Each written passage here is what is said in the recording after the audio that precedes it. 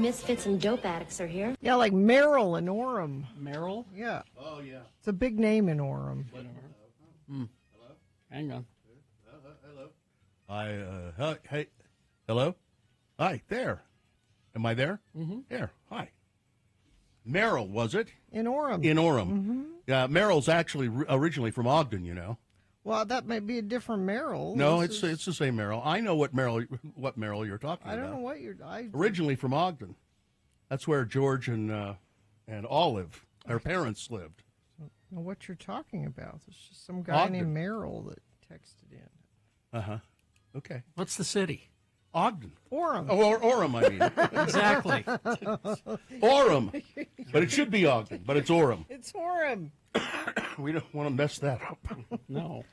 Don't make me laugh. Because on this day, Yeah. in 1957, little Donny Osmond was born. Now, is that Donnie screaming that high part Yeah. of that song? So this is a song that the Osmonds could do only until he Puberty? Yeah, like once he got a little older, he couldn't do that. Michael could do that until the day he died. Michael Jackson could sing that way till the day he died. But Donnie, when they drop. When they drop, he's not going to be able to do that. No. You have to get somebody else in the Osmond family to do it. Jimmy. Jimmy, yeah. And then when Jimmy's dropped, did Jimmy's ever drop? I don't know. Is he still around? He was ill for a while. Jimmy? Yeah. Jimmy had What's wrong with Jimmy? health problems. Is he still around? He had a stroke in 2018. 2 strokes. Man, Wow. Yeah. Jimmy, he's not well. I don't... One Bad Apple was written by George Jackson. Now, is that the Jackson's dad? No. There's a different Jackson. And he wrote it for the Jackson 5. But then he said, I don't know. I think I'll give it to the Osmonds instead. And it was, that song was also, it says here, the theme song, the opening song for the Osmonds cartoon show. Yes. Which I have, thank God, no memory of. The Jacksons had a cartoon show on Saturday morning, and so the Osmonds had to jump in there and do it, too. It was bad. Did they ever like do anything together, like a super group or something? Like a team-up? Yeah. I don't think so. The mighty Jackson Osmond team up? That would have been I know kinda Michael cool. and Donnie were friends. Yeah. Like, because they were the little brothers in the... Yeah. And they both understood what it's like to be a kid in show business. Was this Jimmy, right? No. Donnie. Oh, Donnie? They still haven't dropped.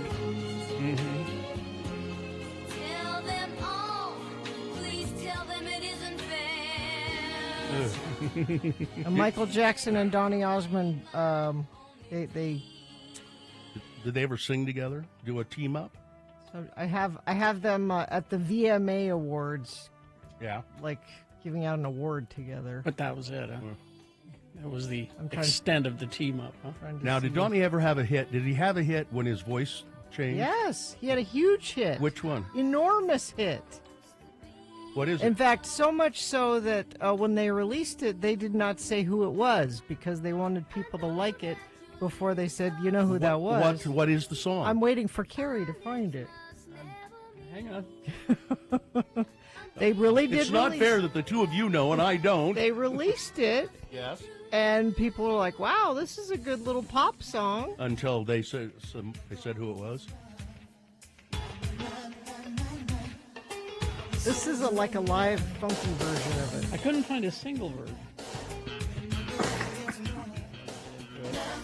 Yeah, I know what this is.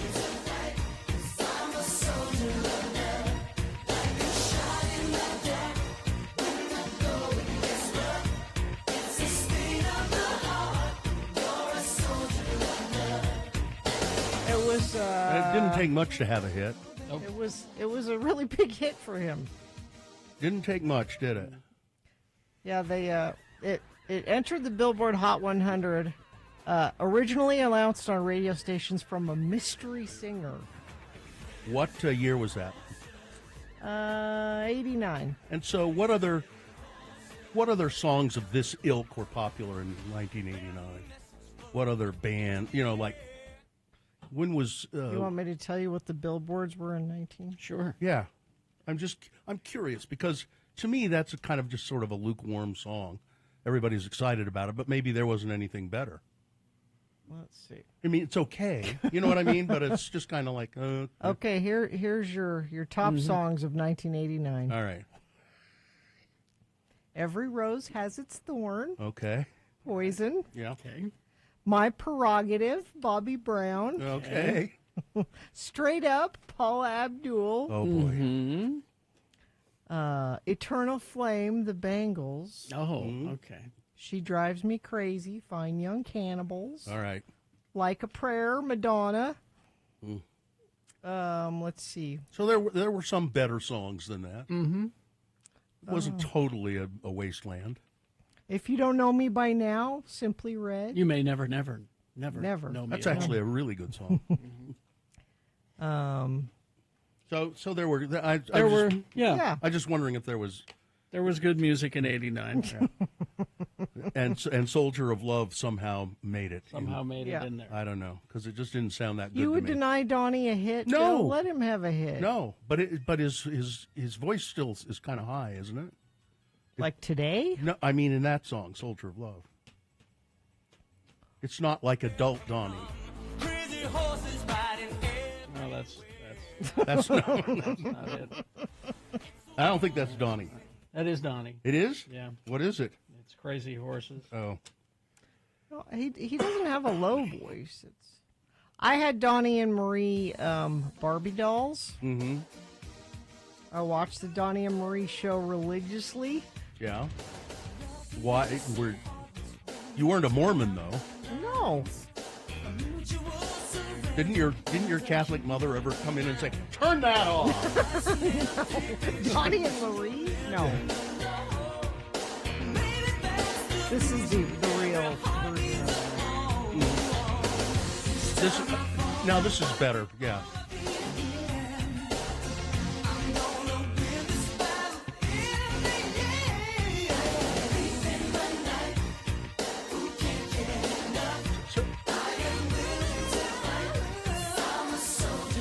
So they really did release it as an unknown singer. Yeah.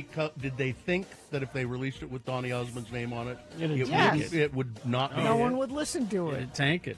Yep. And they waited for it to catch on, and then they went, guess what? It's We Donnie. fooled you. And then sales dropped. Probably. Telling you right now. We had Donnie in the studio once, remember? Vaguely. When he was doing Joseph Yep. in the amazing Technicolor Dreamcoat. And he used my muff.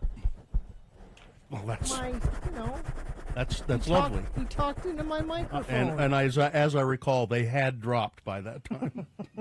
That's when he used your muff. He used my muff. Yeah. He was I do remember that. He was very pleasant. Yeah. Nice, bright smile, good-looking guy. Yeah. Had everything in the world going for him. He still does. And he's got that sister though. He has a residency in Vegas. Donny Osmond's doing fine. He's just fine. Is he still messing around? Does he still have to mess around with that sister of his? No, they did a show for a while, but Well, quite a while in Las Vegas, I think. but it's just him now. He finally gave her the boot. Go home. Take care of your kids. Leave me alone. Was she too much trouble? Yeah. No, I think she was done. She had a troubled time in her life. When she ended up in Portland. She had a little breakdown. That's okay. She had It a break from happens. reality. Mm-hmm. Yeah. She got in the car and went for a drive. And Is this what you said after Donnie used your muff? Now my muff smells like steak. No, that was That was different. That was you talk about your muff an awful That lot. was different. that was we were on location in a restaurant. Now my muff smells like steak. Yeah. Now was Donnie there? No. Okay. he was- All right. Okay. We'll take a break. I'd say that was some farting around there. This has been Farting Around with Carrie, Bill, and Gina on X96, Radio from Hell. right. Okay, then. We'll take a break and we'll come back, and we'd like to have your check-ins. 877-602-9696 is the number. You can also text us at 33986, but we like to hear you on the phone, 877-602-9696.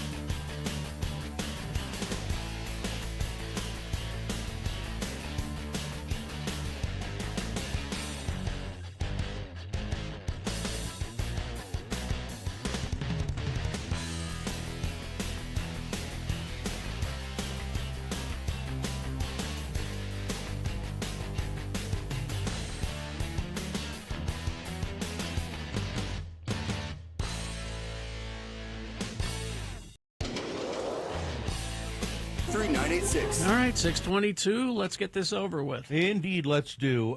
We want your check-ins, 877-602-9696. You can call us right now. Just say hi. We'd like to hear from you in the morning. You can also text us at 33986.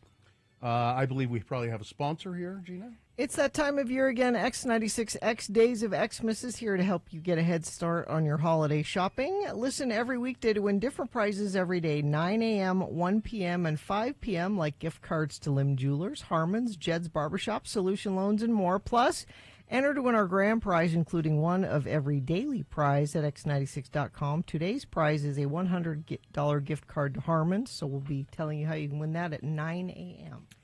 The moon is waxing gibbous moon, 60% of full now. The moon will rise today at 1:21 p.m. Today being Monday, it's the 9th day of December in the year of our Lord Jesus Christ, 2024. It's Genocide Prevention Day and International Anti-Corruption Day. I'm not sure how they expect us to solve those things in a day, but there they are. It's also Lost and Found Day, which I'm not sure how it can be both. It's got to be either Lost Day and then Found Day. I see. Or Found, but it can't. How can it be both in the same day? It's They used either to have, Lost like, or the Found. counter, like that's the Lost and Found counter. Because somebody lost it. Because you go to that counter and say, I lost my mittens. Yeah, And then they say, you naughty kid. Oh, wait, no, that's something. And they found it. and it's Weary Willie Day. Is that you? Weary Willie is a clown Oh. who wears his smile upside down, and the day is a tribute to the character popularized by circus performer Emmett Kelly, the sad clown. This is the Radio from Hell show, starring the Lords of Morning Radio. It's Kerry Jackson. I'm that sad clown Del Allred. Gina Barberi right over there. I'm disoriented because I'm back in the studio. Gina Barberi is our fine of the trio, the distaff member of the Radio from Hell show, right over there. Katie for short is our producer behind me, and Macy is here as well, helping out, and the dog is here too. Vax is here. And Macy's mother got us some presents in Maine. We should open those later. All right. Okay. Let's see. I don't know if the phone lines are working or not. I can't tell. Nobody's called. 877-602-9696. Occasionally, the phones don't work here. The only way we know is if you call 877-602-9696. Oh, there it goes. Somebody's. You're texting in, though. We have lots of texts. Lots of text. Derek, the cable guy, checking in. Let's see. Mixer driver Shane checking in from Orem, taking my Radio from Hell coffee mug to different diners around the state. I love that idea. I saw that picture you posted. Sketchy Blake of Ogden checking in. Mike in Nashville checking in. Happy Monday. Was never an Osmonds fan, but we saw his Vegas show last year, and he really is so talented. Must have gotten free tickets or something. My mom wanted to go. Really? Yeah. I bet it's one of those. My mom. Which Chevy dealer will you be at this week? Larry H. Miller Chevrolet in Murray. 5500 South. State Street. Yes, State Street. Perry City listener checking in. Busy weekend, crazy week ahead. Let's get this over with. Zane of Dallas checking in. Wife still in the hospital. Her cyclic vomiting syndrome is being a bitch. Man. And she might have pneumonia. Who's doing sports? Amy Donaldson will be here with sports. Pittsburgh listener checking in. It's a rainy, sleepy day in Pittsburgh. However, the Arctic temps have moved on for now. High of 53 today. Let's see. Carrie was awfully quiet during that farting around. Well, I was looking for Gina saying her muff smells like steak. Took me a minute. Meshach of Erda checking in. Enjoyed music school. Looking forward to Radio from Hell this week. Rye of Orem checking in. Right Wing Wade. Tristan from the most west of Jordans checking in. Let's see. Yeah? This text program, you get what you pay for, I guess.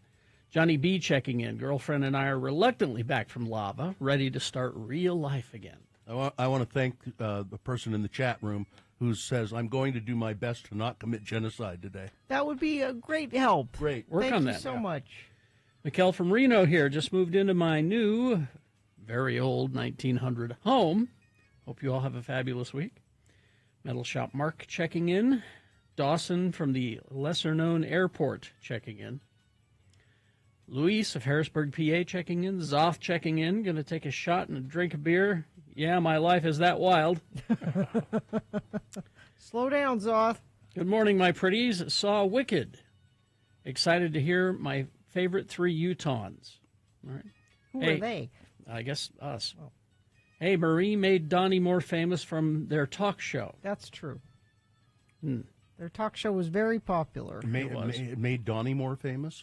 Both of them, yeah. They were better together. How about that? Let's see. Ron the Carpenter, Jello Salad Annie, Woodworker Willie, MedTech M checking in, Flynn, your friendly neighborhood lift mechanic on his way to work, bus driver Troy, Moni from Taylorsville, Woodworker Willie's text in twice, Braden of Farmington, Jonathan, senior otter correspondent, officially checking in. I had the Donnie and Marie dolls, too. I loved those dolls. Kate of Bountiful checking in for Dr. Neil. He had to go into work early today. I had the Donnie and Marie dolls, and I had the Cher doll, Cher doll? Mm-hmm. Oh. who had hair like all the way down to her ankles. But not a Sunny doll. No, who wants the Sunny doll? Nobody wants the Well, Cher did at one time. Briefly. It's Sonny versus Big Jim. Cement Dave, and enjoying your soothing Monday morning voices. All right, let's go. Well, Right Wing Wade says I-15 both lanes moving along nicely. Thank you, Wade. Wade is a member of the Infiniteam, as you all are. Let us know what you're seeing on the roads, 33986. As far as UDOT's concerned, this is from about a half an hour ago, but I'll mention it. Crash eastbound 201 freeway 72nd west in Magna. The left lane and both shoulders are blocked. Only one right lane getting through. Whatever you're seeing, let us know, 33986. All right. We're going to take a break. We'll be back after these messages and a song with Big Boy News and Opinnuendo. And Frank Christ presents our Dead Celebrity Game. We'll explain how to play and what you'll win. All coming up after these. Zero Res. Yeah, get your house cleaned for Christmas, because I know you had people over for Thanksgiving. There was gravy all over the place. I got gravy all over the place. Yeah, especially if you had Artie Fufkin at your house for Thanksgiving. Oh, it's a perfect time of year because they have the X96 special offer. 3 rooms of carpet cleaned for $119, and you get a 4th room free with a food donation, and they make it so easy. Just get a bag together with some non-perishable food items and give it to the technician when they come to clean your house, and you'll get a 4th room cleaned for free. All the food will be donated to the Utah Food Bank. They stand behind, they guarantee, they make it easy to get what you pay for. Zero Res absolutely stands behind every cleaning. I've had them at my house. We've all had them over to take care of our carpets and upholstery. Call right now, 801-288-9376, or go online at zerores.com. Just make sure you say you want the X96 special Zero Res. You know how people are obsessed with the bagel topping? Everything Bagel. Yeah. Everything bagel topping. Like we have a jar of it at home. It's good on everything. And I really haven't used it much. Or, Put it on salads. It's good on salads. I'm gonna have to, on baked potato. Put it on I've had baked it on a potato. bagel, and I don't think I've ever actually taken the jar that we have at home and sprinkled it on other stuff. I like the idea. I don't know why I haven't done it. I'll give it a try. Avocado toast. Oh, okay. But I think I have a new one that we should use. Some time ago, I found these pretzels, Mexican street corn pretzels. Yeah. And they had this, Mexican street corn flavoring on them, which you could, it was kind of a granulated thing like that. And I discovered at the store this week, Mexican street corn Cheetos. Cheetos. Oh, man. Did you buy them? Yes. Why didn't you bring some in? Well, because I want them all for myself. I'll bring some in tomorrow. I don't think anybody else is eating them but me. I've got a half a bag left. But but they're. But is it like a Cheeto? Or They're baked, like the baked Cheetos. The big puffy ones. Not the big puffy ones. The baked ones. Like the crispy ones? Yeah. Okay. Which I prefer. Occasionally, I'll like the big puffy ones because they're kind of like styrofoam or something. Yeah, I don't like the puffy ones. I don't really go for them that much either, and they stain your fingers worse than the baked ones. Yes. I think that's what you call them, baked, but they're crunchy, really. Why crunchy. you use chopsticks to eat your Cheetos? That's a good idea. Oh. But the Mexican street corn Cheetos, I like them better than regular Cheetos, and you don't get that orange stuff all over your fingers. So why don't we have Mexican street corn flavoring just in a... I'm sure maybe there must is. somewhere, I would think. Now, speaking of condiments, Mm-hmm. Mohammed likes... God bless my husband. He gets up in the morning and makes him eggs and makes hash the Prophet browns eggs and hash toast. browns? Yes, the Prophet loves eggs and hash browns and toast. And traditionally, he's been using Old Bay seasoning Oh, yeah. on all of that. Yeah? But the other day, he said, Old Bay's kind of more of a lunch dinner seasoning. He said, I wish there was something that was more breakfast. My husband found, and you're going to think I'm making this up, it's from Traeger, Okay. and it's called Breakfast Rub. I believe it. I had a breakfast rub this I morning. knew you were going to say that. Sea salt, paprika, and chives. And Mohammed he's like, this is exactly what I'm looking for. It is not as spicy. It's made for eggs and hash browns. Doesn't that sound good? Yeah, it does. Yeah. I would beg to differ, though. I think Old Bay is the anytime seasoning. I mean, it is the... You can use it for so many things. You know what's overrated, though, is Mrs. Dash. That's overrated. Now, see, my wife did a search, and she says that Trader Joe's has everything but the elote spice, which is the Mexican street corn. But now I got a texter who says that they do, in fact, have it. They have a dip called everything but the elote. Which is the corn. It's their street corn flavor. Huh. I have to find that. Which is adjacent to everything but the bagel. I think that's great. And now everyone is having suggestions for the everything but the bagel shaky what stuff. to put it on? Yeah, grilled cheese. Huh. Someone said mac and cheese. Put it on a mac and cheese. Yeah, I don't know why I've never... Oh, there it is. Yeah, everything but the elote. That's what you look for. Okay. There it is. Oh, yeah. Yellow Yeah. with red. I'm going there today. There you go. That's... Because, I mean, the Cheetos are just great. Oh, and here's the breakfast rub, too, from Traeger. Mm-hmm. Sea salt, paprika, and chives. That does sound good. Yeah. I don't eat breakfast much, though, so... I don't know. I love Mexican street corn. I mean, I've had it in Mexico, where in the street. You've eaten corn in the street I in have, Mexico? in fact, eaten corn in the street in Mexico, and it's. As a matter of fact, I think that may be the first time I ever had it, and it was amazing. It was like, what? Why don't we do this? You can. Well, I know, but it was not common at the time I had it. When they put we use sour cream, and roll the corn in some hot corn and sour cream, and then sprinkle all the other stuff on it. But if we've got everything but the elote, we don't have to. That makes it much easier. Yes. Much easier. Let's see. I do elevated avocado toast with everything but the bagel seasoning. That's what we do. Add an easy over egg to it. Yes, that's what we've done that. Delicious. Now I'm getting hungry. Yeah. I haven't eaten yet today. Way to go. You brought up food. Well, I didn't do it to make myself hungry. It just had that effect. Listen, growing up, we had a spice rack. It was this big. It was very small. It had salt and pepper. And I think that was it. That was it. No cinnamon? Not Oh, even, yeah, there was cinnamon in yeah. there. Okay, there was cinnamon, yeah. Sugar.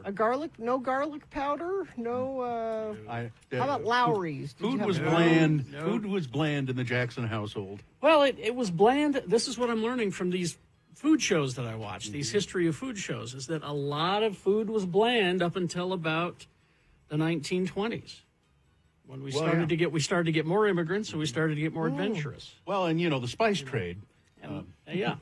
I was lucky. I've said this before. My mother was a good cook, and she was an adventurous cook because for all of his horrible traits, my father had one good one. He fancied himself a gourmand. He liked foods from around the world, and he wanted to try different things. So my mom learned to cook things like sukiyaki and, just all different cuisines. We got an addition for you. Yeah. When you're at Trader Joe's, pick up the organic elote corn chip dippers. It's just it's like corn chips, but covered with the Mexican street corn seasoning. Okay. And they suggest that you dip your guacamole. Oh. I'll bet that's great. Oh, breakfast ham and egg and cheese with French toast as the bread. Then you put the seasoning on top. I love that. Try fried rice with the everything bagel seasoning. Oh, Yeah. I make fried rice every once in a while. my favorite seasoning is Johnny's seasoning salt. Speaking of fried rice, listen, Yeah. I just went to a Thai place recently, and I'm not going to single them out. Tell me off the air. I will. But when you order pineapple fried rice, Pineapple fried rice. could you have more than 4 chunks of pineapple in there? You want more? I mean, you're leading with pineapple. Was there ham in it too? No, No. just Pineapple. just Just pineapple. don't be afraid to add more pineapple to your pineapple fried.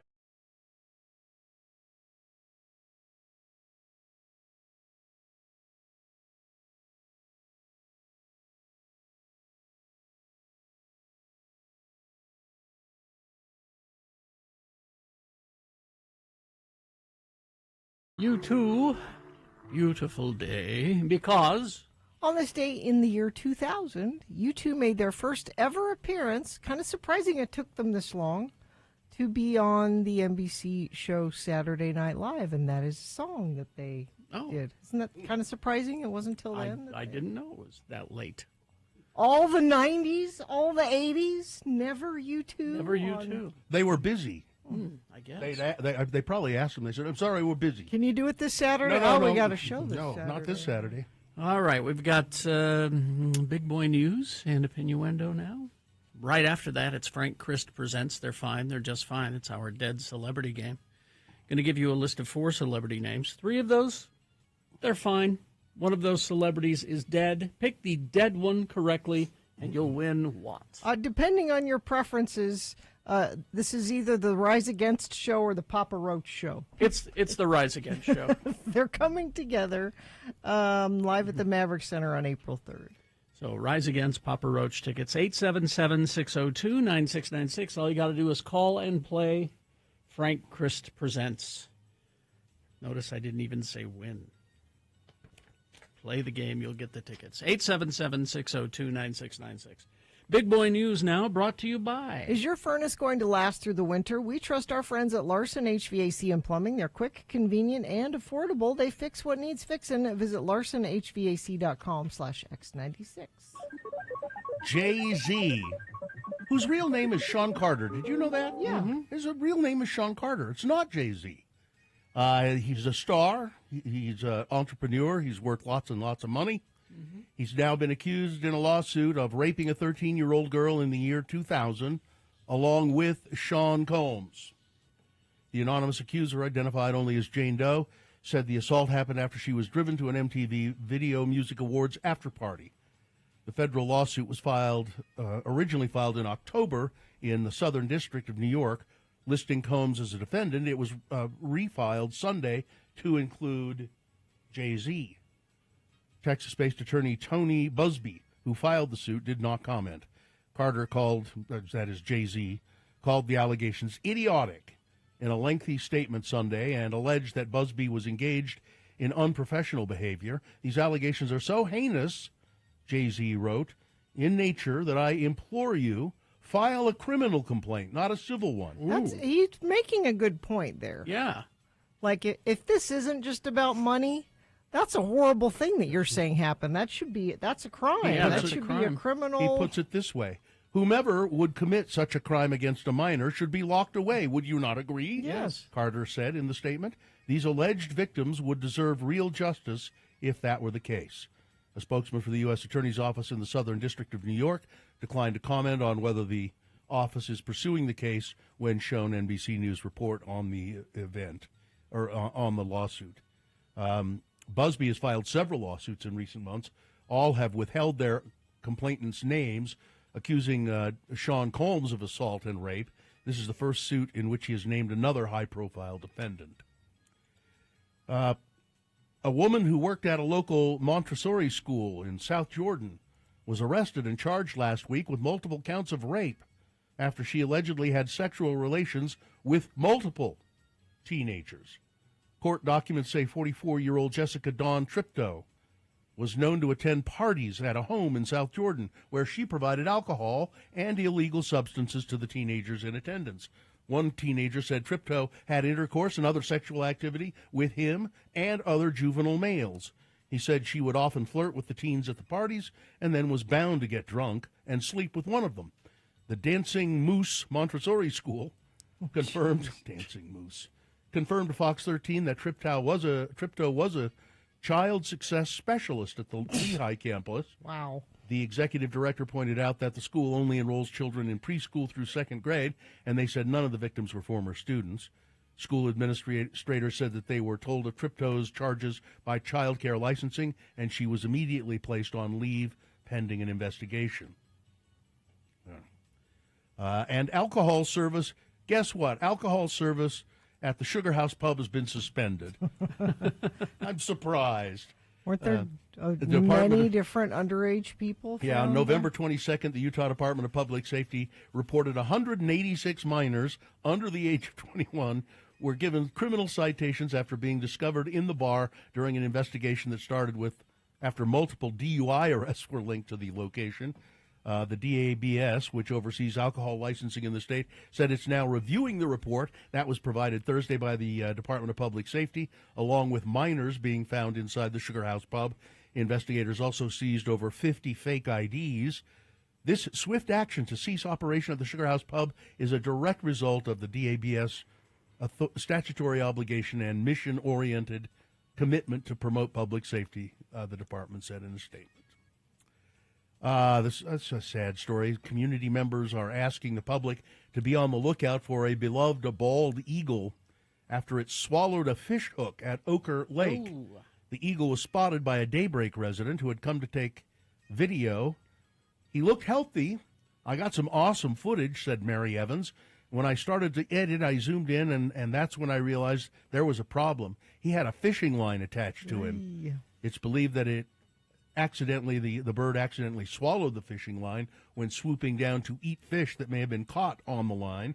At a time of reporting, the eagle remains out and about, but residents worry that if it isn't treated soon, the fishing hook and line could kill the bird.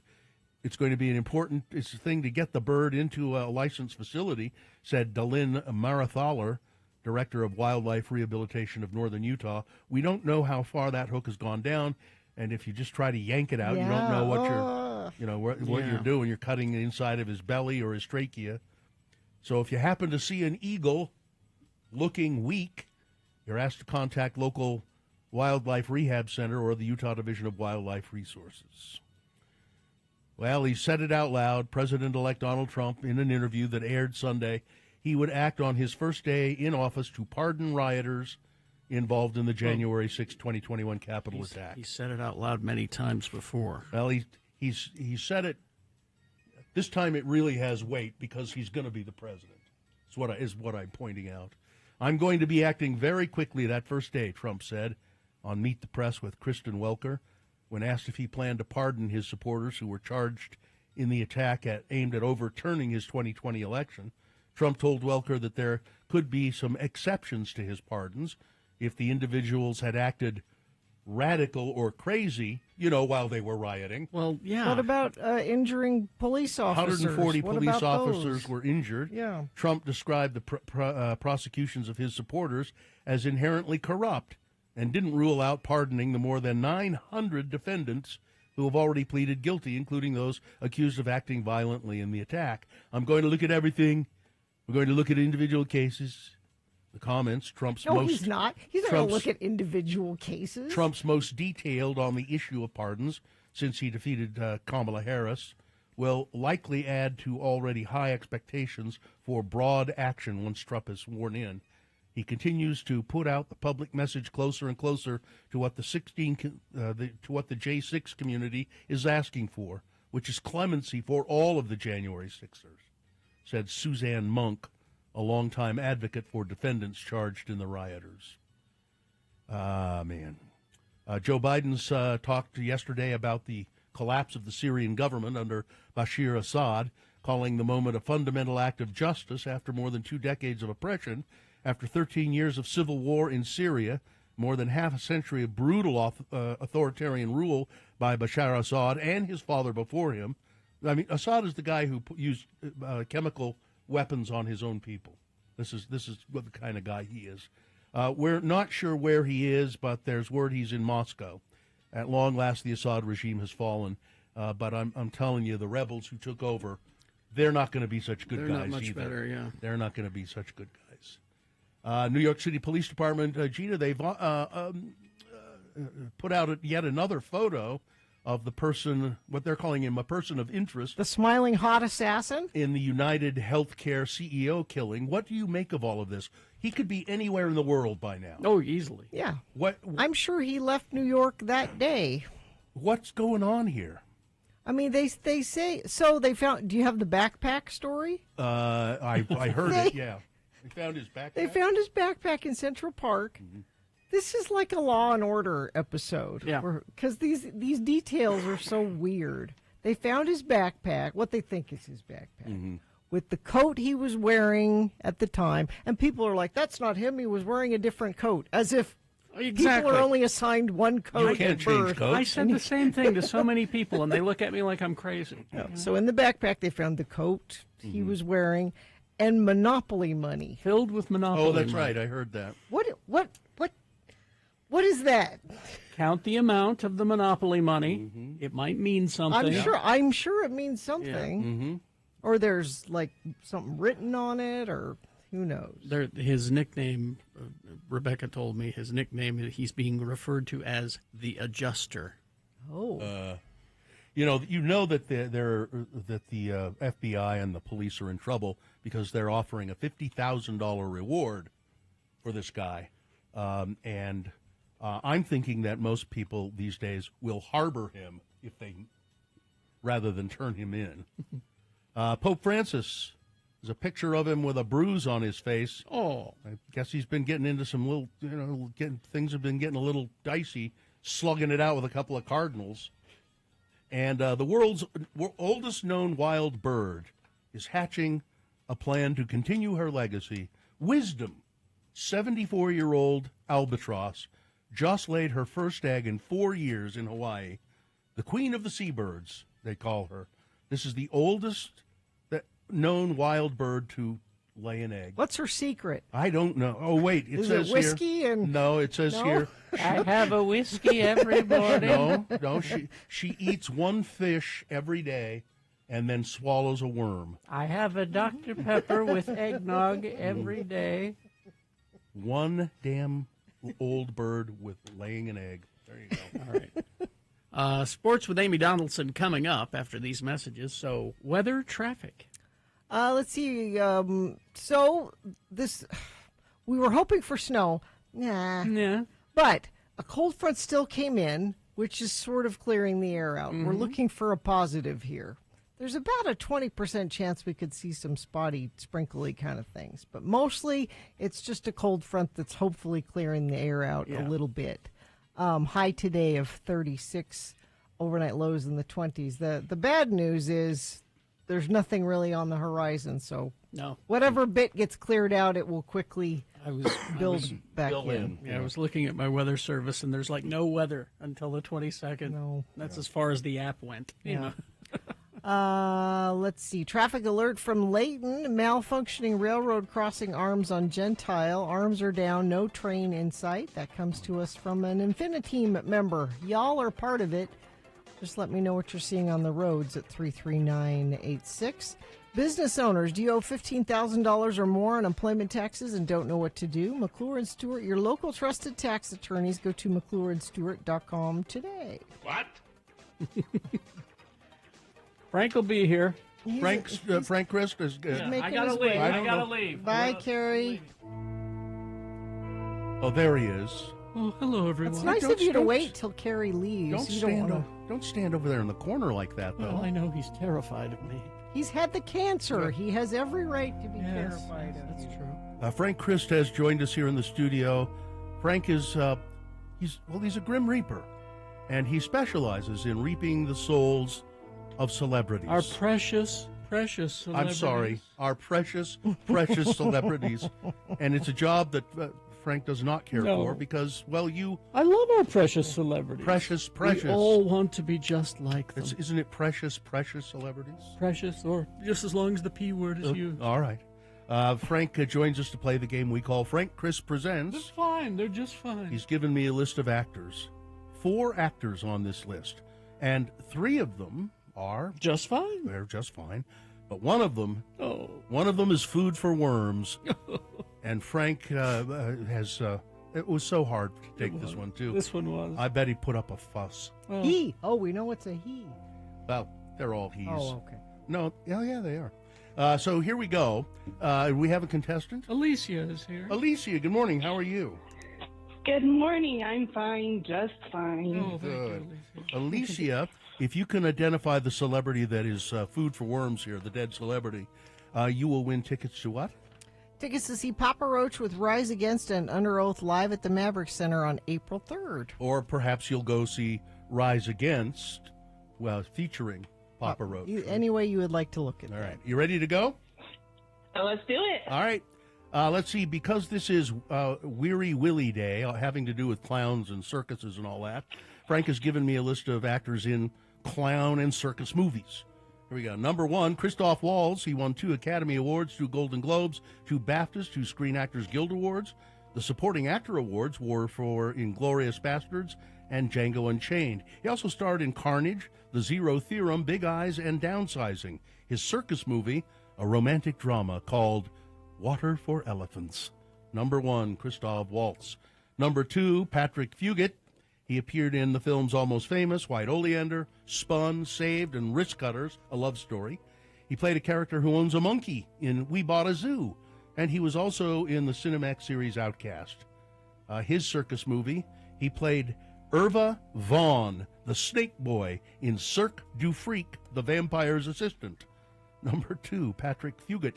Number 3 is Klaus Kinski, renowned for his intense performance style, notorious for his volatile personality. He starred in 5 films directed by Werner Herzog: Aguirre, The Wrath of God, Nosferatu the Vampire, Wojciech, Fitzcarraldo, and Cobra Verde. He was in several spaghetti westerns, including For a Few Dollars More. His circus movie, Circus of Fear, with Christopher Lee as a character named Drago.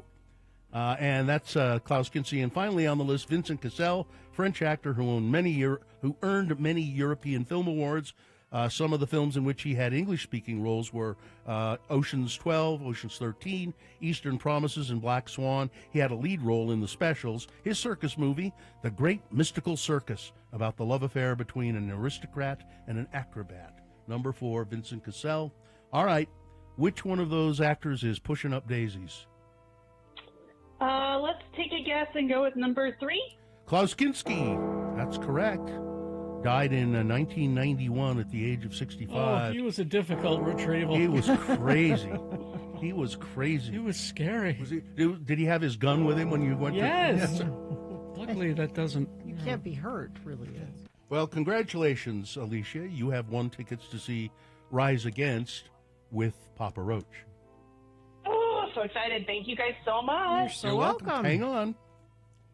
Oh, yes, Yeah, Klaus was... That was I was reading a whole bunch of stuff about him when Herzog was directing. I think it was Fitzcarraldo. At one point, Klaus Kinski went into the dining room where all the actors and crew were and just started shooting randomly. Beautiful daughter, though. Oh yes. Nastasia. Nastasia. Well, I have to go check on Dame Judi Dench. Oh, I think she's fine. 90 today. I still think she's fine. she could be circling the drain. Bo Bridges, 83 today. Malkovich. Bo Bridges will die, but his eyebrows will stay alive. That's true. Goodbye, everybody. Goodbye. Goodbye, Frank. Well, UDOT not reporting any accidents right now, so maybe that's true. Maybe that's not true. If you're out on the roads and say, well, that's not true, I'm looking at an accident right here, text it to us, 33986. Haster Games for board games, Magic the Gathering, Pokemon, miniatures, dice, paints, and more. Haster Games, 6831 South State, or hastergames.com. KXRK Provo. We're going to take a break. We'll be back. Amy Donaldson has sports right after these. Stand by.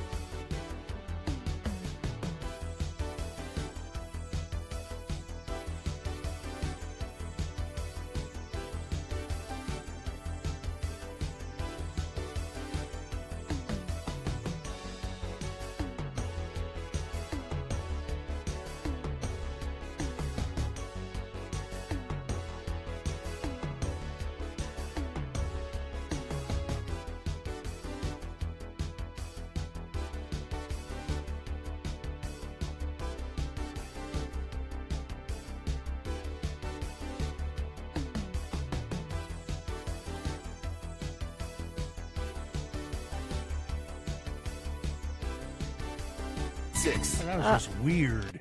Like Jay and Murray, as did I, stayed up way too late watching that nail biter Chiefs Chargers game. Way too late. And Was that last night? They were on last night? it was a later game. Murray. And I was going to go to bed because I'm like, oh, surely they got this. Oh, wait a minute. Maybe not. So who won? You should know by now. You should know by I now. do know by now. Yeah. Who won? Murray. Murray won. Amy Donaldson's here to tell us all about it. Amy I with will. sports. Yeah, and it was Brought to you by? Let's just go. by Amy Christmas Donaldson Rush, Sports. Break. by chores Who that you've won? done. The Kansas City Chiefs. Oh. Evidence that they are indeed chosen. They're pre-anointed to be Super Bowl champs. They win on a last-second field goal Again. that bonks off the upright and through. I mean, somebody points out the width of the upright is about the width of a bill, like a dollar bill. Yeah.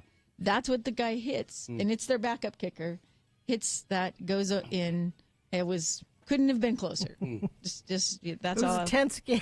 It was a great. I thought it was a great. No, game. I mean, it was a good game. It was just like, I really was like, oh, I'm going to go to bed. Oh, wait, no, I can't go to bed. I did the same. So but they are charmed. There's no doubt about it. Whatever Patrick Mahomes, whatever deal he made in the pre or post or whatever. Did he have a particularly good game? He just finds a way. He just finds a way to get finds a enough to win. Yeah. The Travis Kelce first down puts him in field goal range, and yeah, it was fun. Okay. So, and then, but there was also the Rams and the Bills. If you wanted to watch lots of points being scored. I watched that. The 44, Bills, 42. again, the Bills should have won that game. I don't. Yeah, so this is the first NFL game in history in which both teams scored 40 points and did not turn the ball over, which I did not know. Really? Yeah, I mean, you just assume some points would come from turnovers, but Josh Allen, quarterback of the Bills, becomes the first ever player with 3 passing touchdowns and 3 rushing touchdowns in a regular season game. Only one other guy did it in 1954. A guy named Otto Graham. I'm sure all of you remember that guy. So I've heard of him. yeah, you would be probably the only one. Maybe there's one listener I know of who had a really great haircut yesterday from his wife. He might also know who Otto Graham is. The Mets. We're going to switch to football or to baseball. Okay. The Mets stole from the Yankees. They land superstar outfielder Juan Soto For a ridiculous amount. for the of largest money. sports contract in sports history. The largest contract, $765 million, includes like a $75 million signing bonus. It's a 15-year deal, but I mention this as my husband points out, someone actually left the Yankees who played in the World Series. I mean, he was key in getting them to the World Series for the Mets, because who would have thought that would have happened just a few years ago? So, yeah, I mean, it's if he doesn't opt out, it's nuts. I don't even know, but like they showed better contract than Messi's, than Ohtani. Shohei Ohtani, yeah. The Patrick Mahomes, like he's just like, it's just the best sports contract ever. Utah Jazz news, they are terrible as expected. They beat the Blazers by 42, and everyone was like, wait, maybe they're good. And then they lost to the Sacramento Kings by almost the same margin, 141-97. They lost by 44 points. They are now 3-17. They have the second worst record Yay, go in the Jazz. West, but they have the worst record if you go by the amount they've played the most games of the bad Tell it to the teams. Utah Jazz, Snowflake. College football playoffs, they're set, and Ed was investigating what the temperature is on Columbus at December 21st. Not inviting. This is the way it works. So there's the 4 first-round teams. Are Oregon, Georgia, and this is in their ranking order as well. Boise State and Arizona State. Those teams all have byes, and they will play in these bowl games. So Oregon's going to play in the Rose Bowl, Georgia's going to play in the Sugar Bowl, Boise State's going to play in the Fiesta Bowl, and Arizona State is going to play in the Peach Bowl. The first round games, those will be on December 20th and 21st. And number 12 Clemson is going to take on number 5 Texas. Number 9 Tennessee is going to take on number 8 Ohio State. And And let's see. And you're not going to that. Is that what I'm getting from I what you're- suggested it. He looked at the temperatures and was like, I don't think I can do it. I think, honestly, though, he's afraid they won't win. Yeah. It's okay to suffer Columbus cold If you if you think your team might win. Who are they playing again? They play Tennessee. Oh. And then number 11, SMU gets in instead of Alabama. That was the big surprise. And they will play at number 6, Penn State. And number 10, Indiana will play at number 7, Notre Dame. The semifinals, which will feature those games that I told you about, the bowls, that will be January 9th and 10th. The championship is January 20th at Mercedes-Benz Stadium in Atlanta. My prediction is Oregon versus Georgia. I think very important sports would go with Ohio State and Georgia. But we'll see. Of course. All right. That Oregon-Pennsylvania game was really good, too. Yeah. I mean, I think Oregon looks... the Pac-12, even though it's like basically doesn't exist now, like look how well they did. They left the conference and they're playing better. So, maybe they just need to leave, not call themselves Pac-12 teams. Number 17, BYU, finished the regular season 10-2. They're going to play in a bowl game against number 20, Colorado, in the Alamo Bowl.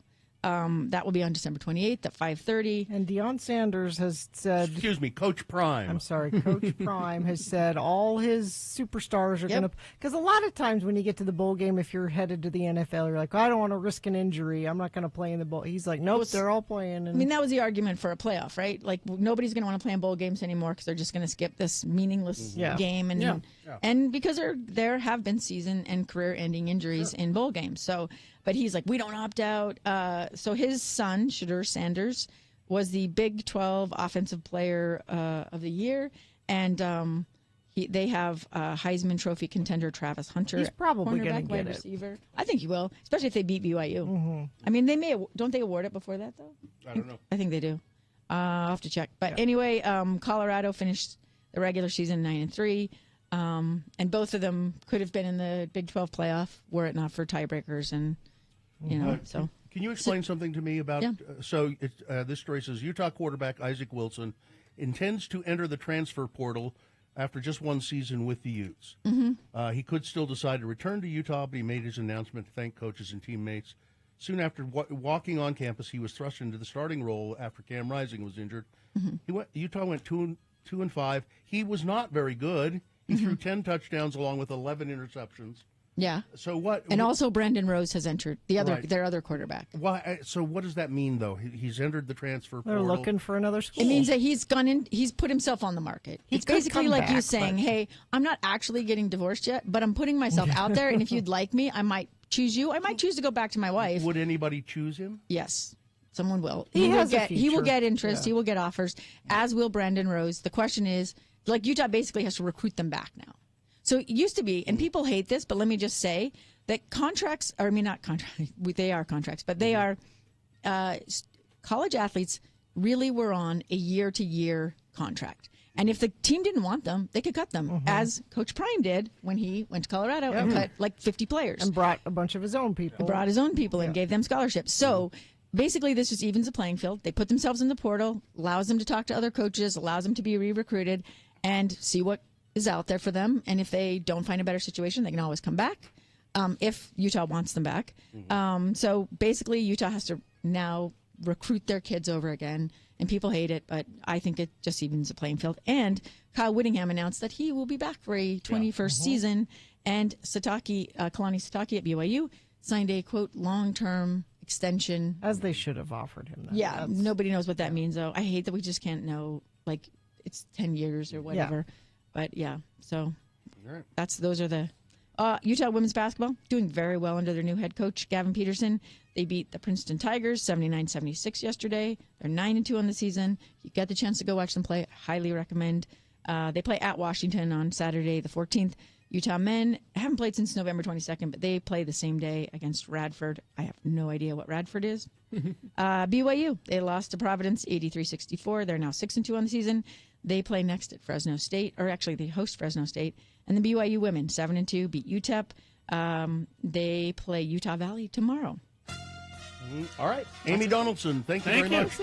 You can follow Amy on all the socials, AD on Sports, and she's a podcaster The name of your podcast is Making of a Moment. It's about the RSL soccer story. team. RSL. It is indeed, and there will be a bonus episode that you will be very interested in this week. Okay. Oh, I know what that is. Yeah, All right. been working on it for a while. All righty. Friday. Oh, it should be rough next week. All right, thank you. All right, traffic, Gina, please. A friend of the program says, accident, southbound Bangor. I dropped my donut. I think that was the accident. That was the accident, yeah. What kind of donut? I need details. Did it hit the floor? Was it just in your lap? If it's the lap, you can retrieve it and eat it. Was it a cake donut?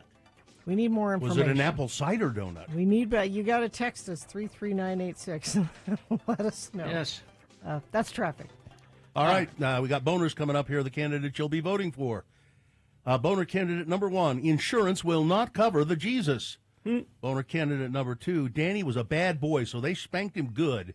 And boner candidate number 3, engaging with a suspect who is naked and combative introduces unique complications. Boner of the day, big boy news, all coming up after these messages and a song. Stand by. You can watch.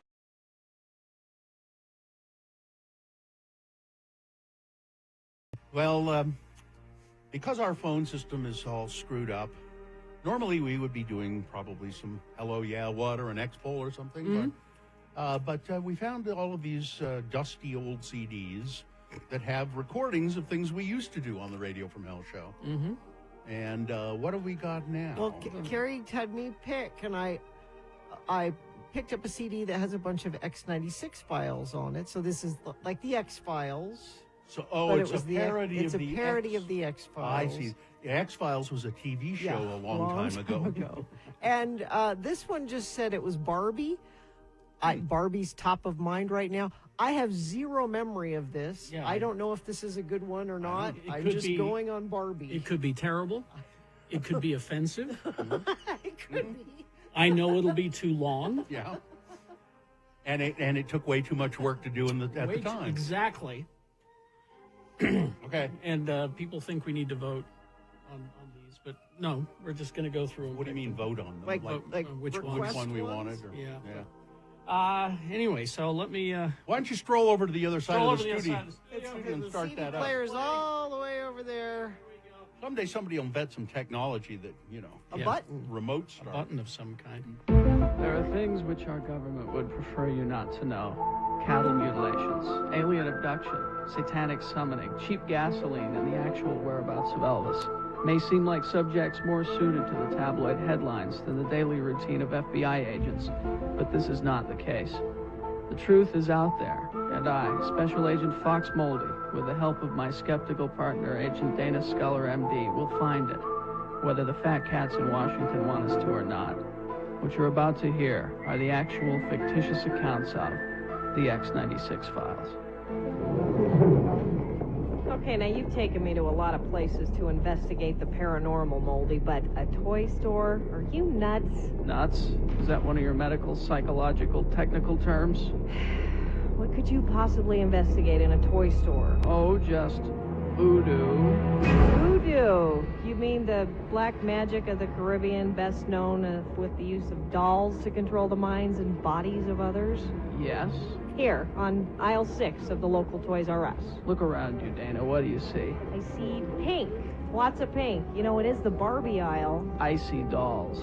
Voodoo dolls used to control the minds of our children. Barbie is plotting to take over our planet. Okay, this I gotta hear. Don't you see it, Dana?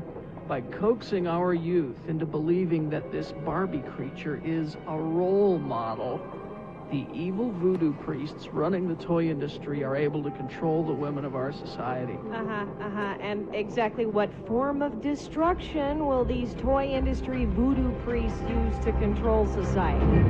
Barbie's breasts. Really? Barbie's breasts? Yep. So what's so odd about Barbie's breasts? I mean, of course, other than the fact that she doesn't have any nipples. Well, they're huge, reinforcing the stereotype that big-breasted women are more desirable than those with smaller breasts.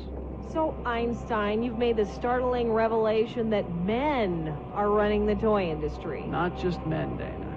Evil voodoo priest plastic surgeons. And I suppose these big breasts serve a dual purpose, allowing them to control the minds of young men as well, right? No, they have G.I. Joe to do that. Oh, okay, now I see what that whole kung fu grip thing was all about. No, by teaching young men that violence is cool and that the military is our friend, they assure themselves of always having a mindless volunteer zombie army ready to go. Jeez, Fox, there's no conspiracy here. There's no voodoo. Just society doing its usual bang-up job on screwing up the raising of our youth. Let's go. I wanted to stop by the game aisle and pick up a Ouija board on our way out. A Ouija board? Well, you're flirting with me now, right? Ooh, yeah, Fox. I want you to whisk me back to the hotel and play strip Ouija with me. Really? No, Fox. Kidding. Just kidding. You know, Dana, the truth is out there, and we are going to find it. I'm going home! I think she's a little pissed. You know, there's a reason, Gina, that you have no memory of that. I just heard it and I have no memory of it. But I'll say this about it. Kind of prophetic. Well, Greta Gerwig was listening to the show one day. I think it was an inspiration. I don't even remember what it's about now. Oh, and a little offensive. It was a little. It was a little, yeah. How was it? How so? Just Saying the about- word nipples? Yeah. That's offensive?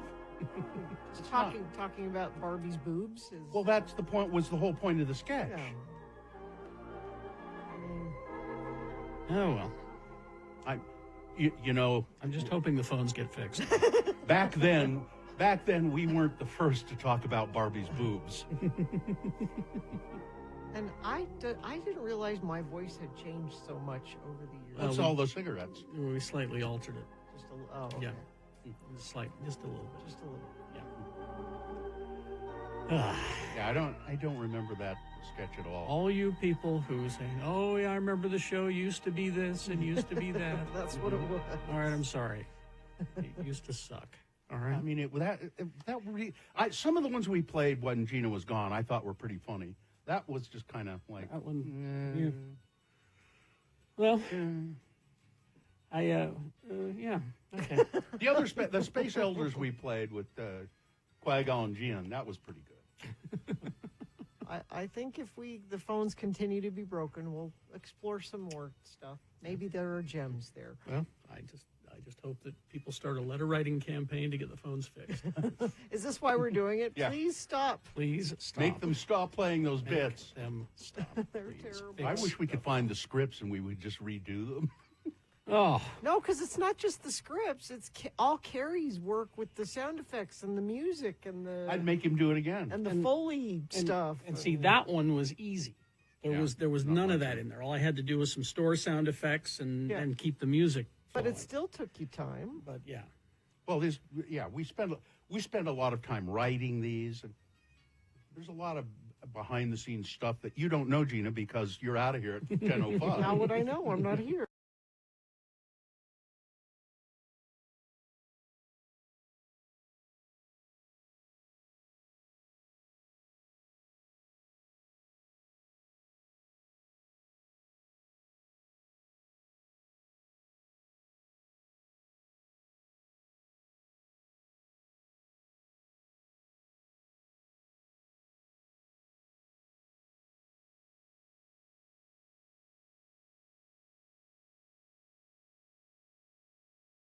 Day. It's Trey Cool's birthday. Trey Cool.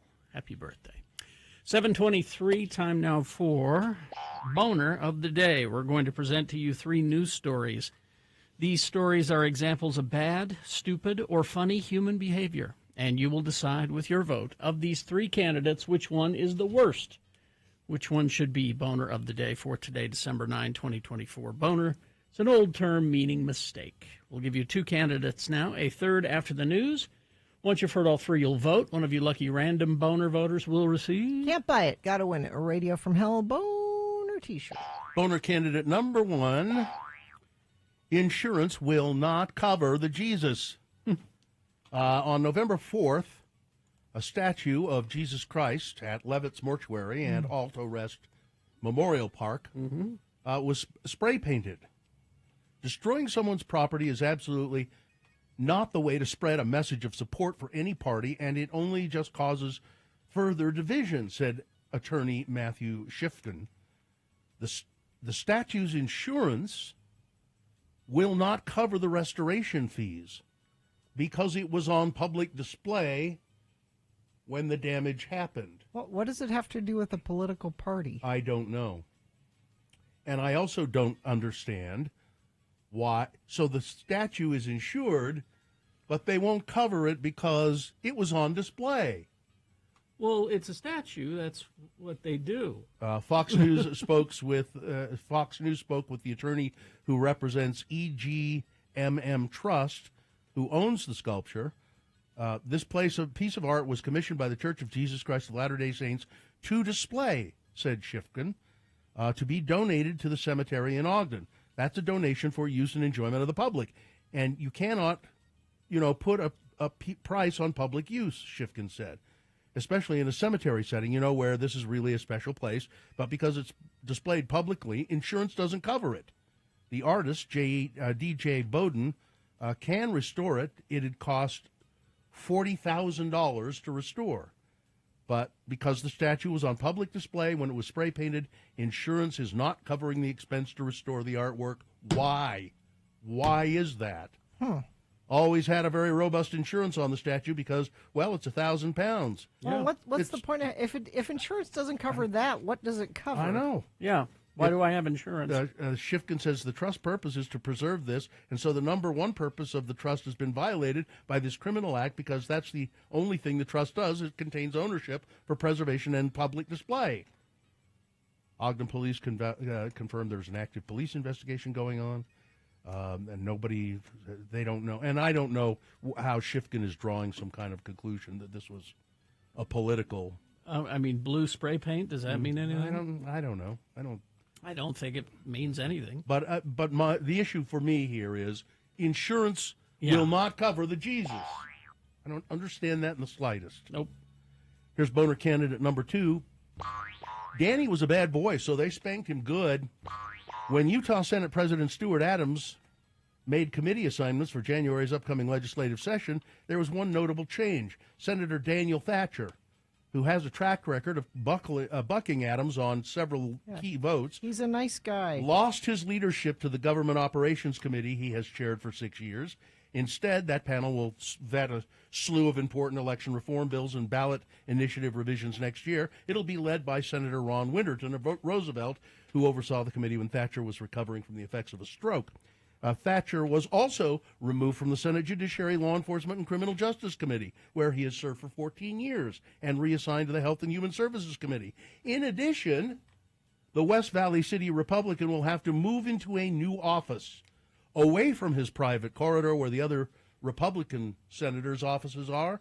He will be at a new desk in the Senate chamber, seated with the minority Democrats, or as he told me on the phone, they put me next to the elevator in the bathroom. He's being shunned because he doesn't play by... He's a Republican, but he calls things out when he sees them. He's been a frequent thorn in the side of Adams, a Republican from Layton. In August, Thatcher was one of 2 Republicans to vote against a proposed constitutional amendment to reverse a Utah Supreme Court ruling and assert the legislator's authority to repeal or rewrite ballot initiatives. So he was on the right side of that. But he didn't vote the way Adams wanted him to. And he also opposed a measure that banned transgender girls from competing in high school sports. We want to protect our girls, but this bill hurts our girls, said Thatcher. It hurts the trans community. I think it violates the Constitution. I think it wastes money. Oh, we can't have that. It's political theater is all it is, he said. He is one of the ones that's calling it out. And I saw this, and I kind of know him, and I called him, and I had a long conversation with him. He's just being spanked really bad. Yep. He's very he's really hurt by it, for one thing. I mean, it just hurts his feelings badly, and he's angry. Well, and I mean, why be a member of that club then? Yeah, well, I won't tell you a couple of things. Got to change it from within, Kerry. Got to change it from within. That's what I keep hearing, but it doesn't seem to happen. He's a conservative. Oh, okay. In in the long run, he's a conservative guy. Boner candidate number 2. Danny was a bad boy, and so they spanked him. It's just petty. That's all. I can't stand that. Coming up in a moment, boner candidate number 3.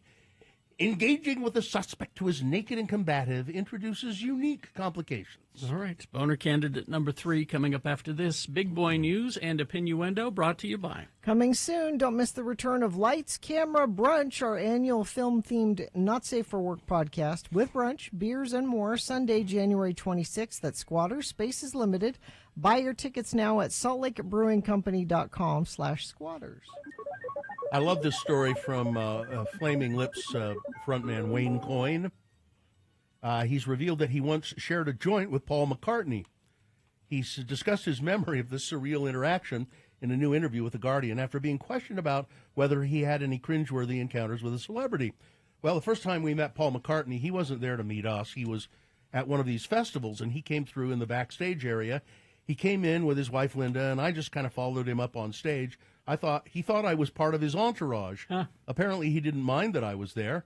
I stood right behind him as he watched Neil Young play, placing the Chance Encounter around 1993, Coyne said. And I remember his ear was very crusty. I mean, you're just looking at Paul McCartney as a human, you know. You don't get to do that very often. I remember looking at his ear and thinking, man, your ears need to be cleaned out. Gross. He says, and then Coyne says, I don't smoke pot. But he had a big joint, and he handed it to me as if I were part of his entourage, and I took a puff of it, which I shouldn't have done, but I thought, well, how often do you get to smoke a joint with Paul McCartney? It was amazing. But he said he had no idea who I was. He thought I was a roadie or something. He just stood there and shared a joint with him. An Ogden man is in jail after police say he doused a woman in gasoline and then set her on fire. This was Friday morning. Gregory Youngblood booked into Weber County Jail Friday night following a day-long search for him. He faces felony charges of aggravated arson, aggravated assault, drug paraphernalia charges. Booking documents say the investigation began just before 2 in the morning when officers received reports of an assault in a residential neighborhood. Reportedly, dispatchers heard the victim screaming in the background of the call, yelling that someone had thrown gasoline on her and set her on fire. Once on the scene, officers found the victim in the street with severe burns to her face, chest, shoulder, and arm. Probable cause statement says the severity would likely result in permanent disfigurement. The victim told police she'd been in the bedroom of the home of a friend who was going to give her a ride.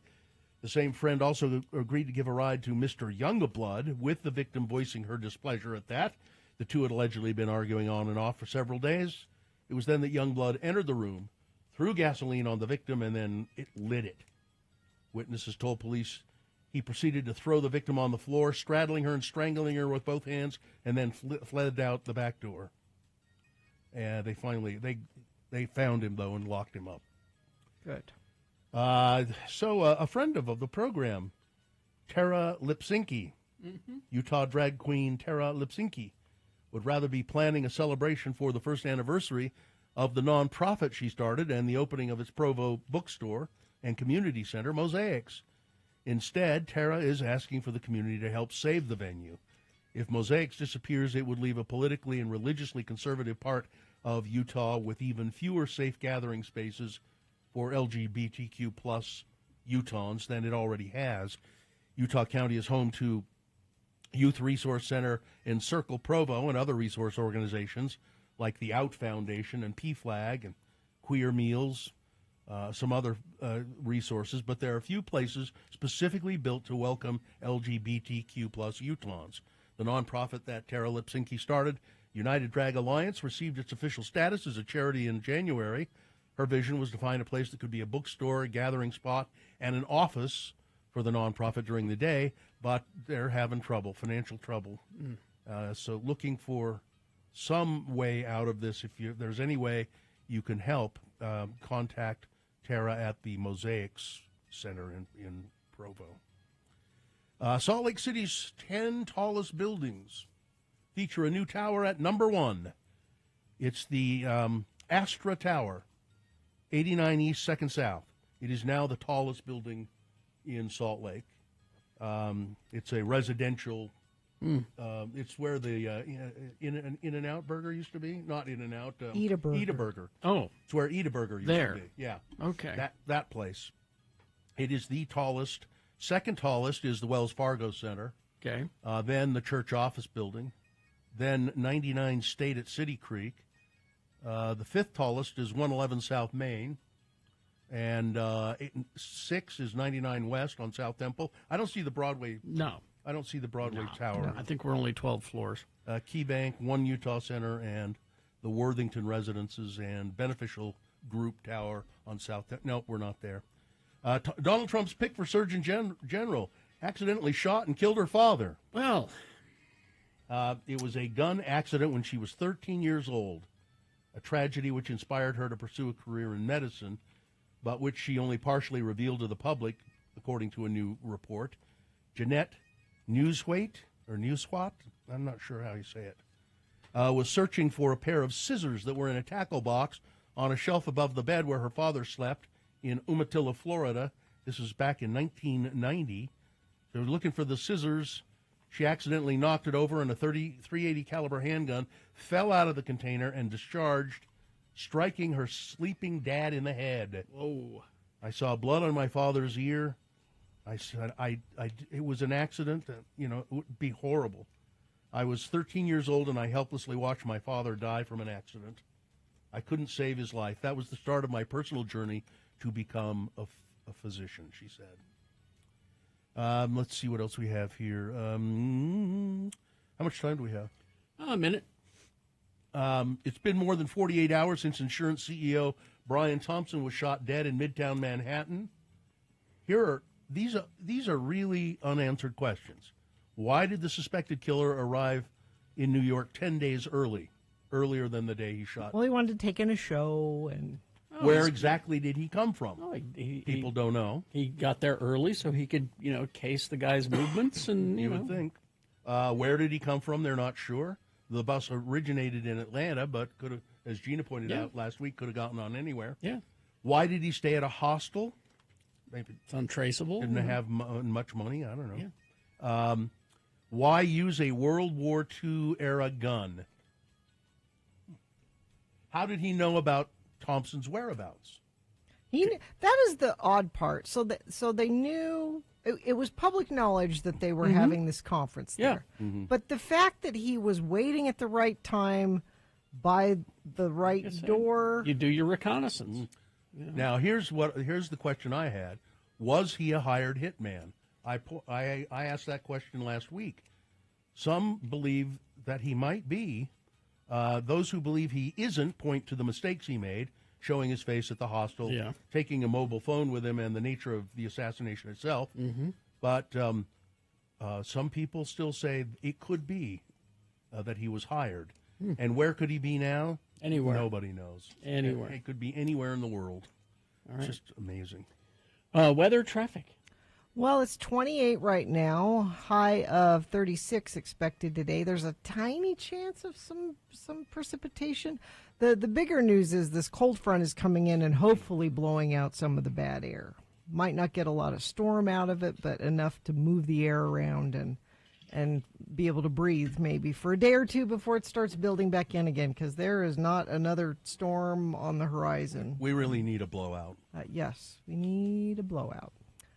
Let's see. Traffic. We heard from a couple friends of the program driving up Parley's, eating Dunford chocolate cake donut. No accident. Delicious. My favorite. Accident 62nd South Wasatch Boulevard intersection. Vehicles are currently in the center of the intersection, impacting all directions of travel. Thank you, whoever sent that in via text at 33986. All right, here's boner candidate number 3. Engaging with a suspect who is naked and combative introduces unique complications. A Florida teacher has been arrested after being discovered naked inside of a classroom with a slew of bizarre items in his possession. Authorities were initially called to the school after an alarm triggered a potential burglary was in process, but what officers found at Windmill Point Elementary School left them stunned. Joe Urias was spotted by a deputy in the classroom. He was naked, surrounded by a peculiar assortment of items, including sex toys, women's underwear, marijuana, some food, and a laptop. He had also created a makeshift bed. School was closed for the Thanksgiving break, meaning nobody else was on the site. But Port St. Lucie Police Chief Leo Nimzik described the scene as deeply unsettling. There were no children present. There was nobody inside the school at the time. He was by himself, you know. As to the vulgarity, I just don't want to get into that. I think about what he was thinking, Nimzik said. But when Urias realized he'd been seen, he quickly got dressed and attempted to make a run for it, but he was captured. Urias admitted that he had entered the school for shelter, but the presence of the marijuana and the sex toys raised questions about his intentions. He said he was homeless. What he'd been doing is teaching at this school and then hanging out at a Starbucks and then sleeping in the public wherever he could. He knew that this week the school was out, and so he could break in and stay there for a week. He had been a teacher at Somerset College Preparatory Academy. He was promptly fired from that job. One former law enforcement official speculated Urias' behavior might have been influenced by a drug or perhaps a mental health issue. It's highly unusual for someone under the influence of marijuana alone to exhibit this kind of erratic behavior, but it is possible there were other substances or deeper psychological issues at play. But, you know, engaging with a suspect who's naked and combative introduces unique complications, the officer said. I choose not to engage with that person. Well, I'm sorry, it was his job. Boner candidate number 3. All right, let's review the first two and vote. Boner candidate number 1, insurance will not cover the Jesus. Why? Insurance should cover it. That's aggravating, very aggravating. Boner candidate number 2, Danny was a bad boy, so they spanked him good. That's Dan Thatcher, Utah Senate, longtime Republican in the Senate, but Senate President Stuart Adams didn't like the way he voted against a couple of things that Adams wanted him to vote for. They took away committee assignments, took away his nice office, put him in a little cubby hole next to the elevator, I think he said. And Boner candidate number 3, engaging with a suspect who is naked and combative introduces unique complications. All right. Time to vote for Boner of the Day. 1, 2, or 3. Remember your candidate number, the one that you think should win. Which one is the worst, 1, 2, or 3? Remember your candidate number. Put that single digit in the message of a text, and then text that to 33986. Pretty easy to do. Or you can call Katie in the producer's booth. She'll take your live voice vote at 877-602-9696. Or you can go online, x96.com. Look for the box that says Boner of the Day, December 9, 2024. Click and vote. If you don't see that box, refresh your browser. It'll appear. Click and vote. You got like 3.5 minutes to get your vote in. So get on it. Coming up at 8 o'clock, Bill Frost will be here to tell us what's on TV. Stand by for that. Let's vote.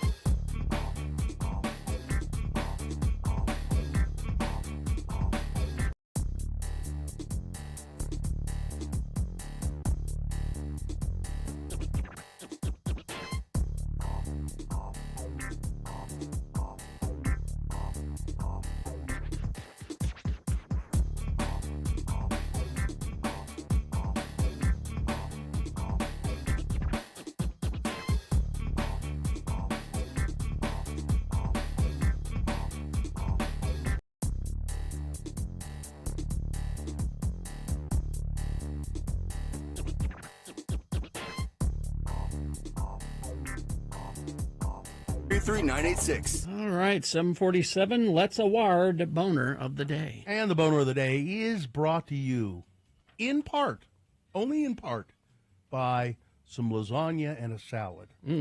And coming soon, don't miss the return of Lights, Camera, Brunch, our annual film-themed Not Safe for Work podcast with brunch, beers, and more, Sunday, January 26th at Squatters Pub. Space is limited. Buy your tickets now at saltlakebrewingcompany.com/squatters. I would point out it always sells out. Mm-hmm. Okay, well, I venture... So boner candidate number one, the insurance not covering the statue. I thought that would do better. I did too. Because of the sudden realization that the insurance companies are not your friend. Boner candidate number three, engaging with the naked suspect. I figured that one wouldn't do very well. But I venture that this is the first time that anybody in this audience has voted for a Republican. It's it's Dan Thatcher. It's a local one. In getting spanked, got over 100 votes and wins boner of the day. It's your boner of the day for today, December 9, 2024. Now qualified to be boner of the week. That Stuart Adams is doesn't seem to be a very nice man. None of them are. No. But Dan is a nice man. He really is. I'm glad you reached out to him. I just felt bad because I've talked to him a lot, and he's a nice guy, and shouldn't have been beat up like that. Should we open our presents? Well, Macy's mom, our intern Macy's mom, sent Macy with gifts for us, which she doesn't have to do that, Macy, but mine says... Yes, she does. Mine says, Gina, I know you also have a Maine connection, my sister-in-law, but hopefully a couple of these things are new for you. Tracy, a.k.a. Macy's mom, a.k.a. Radio from Hell loyal listener and fellow Sean Cassidy fan. Sean Cassidy. So she brought... I'm going to have Sean help me open it. I have Sean here. Is this all? This is all stuff from Maine, then? Okay. Let's see. Look at this. Maine's traditional coconut and potato candy. Hey, there's no lobster in here. Oh, but you got a can of lobster bisque. Oh, lobster bisque. See? Oh, that's good. Yeah. Thanks, Tracy. Hi, Tracy. Well, I'm going to help Gina open her present. Here's the tissue. Why does Sean Cassidy sound like he's brain damaged? Oh, it's marshmallow fluff. I love marshmallow fluff. Do run as fast as you can to open your jar of marshmallow fluff. What flavor of jam did you get? Let's see. I got Maine Wild Blueberry Ginger Jam. Yeah, we got this. She gave us some last time. I like to jam with my band. Oh, Jesus, please. When I play my songs. Oh, please. So I think we all got the same stuff, huh? And the recipe for the Fluffernutters on here, though. That's good. And fluff fudge. Yep. Now, what is this? Maine's traditional coconut and potato candy. Exactly. What do you mean, what is it? You just said what it is. What is potato candy? I don't know. Let's try it. I don't know, Gina. I've never had potato candy either. Be Maybe we suspicious, should try Sean. it together. Be suspicious, I don't Sean. know. I'll bet Sean's had it. potato candy in his travels. Now look, here's some Beeman's gum, some blackjack gum, some clove gum, and one you never see, tea berry. What's tea berry? I don't know. Is it good? Yeah, it is. It's got coconut in there. Is it potatoy? I can't taste potato, but it's fluffy. I do Not like as it. fluffy as this marshmallow my fluff, hell. though. What, Sean? Stick your head in that bottle of fluff, will you? So this marshmallow fluff. You can't get this here. You can get marshmallow. What do they call? I think they call it marshmallow cream or something. Yeah, you get the other stuff. Yeah, but it's not this stuff. I bet I can use that in my holiday baking some way. What holiday baking? I have to. I don't know how I'm going to do this, by the way. So this weekend, I have a Christmas party Friday night. Okay.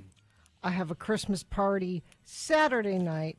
And Sunday, I'm hosting our family Christmas cookie exchange where we all bring cookies and then, you made those. I'll take 10 of those and 5, so you you get more of a variety of cookies. It really blows to be popular, doesn't it? And I don't know when I'm going to make my cookies. Sean, will you help me make my? I would love to make your cookies with you for Christmas. Can we get her to stop? I don't know why you hate fun. Why do you hate fun? Is this your role-playing voice?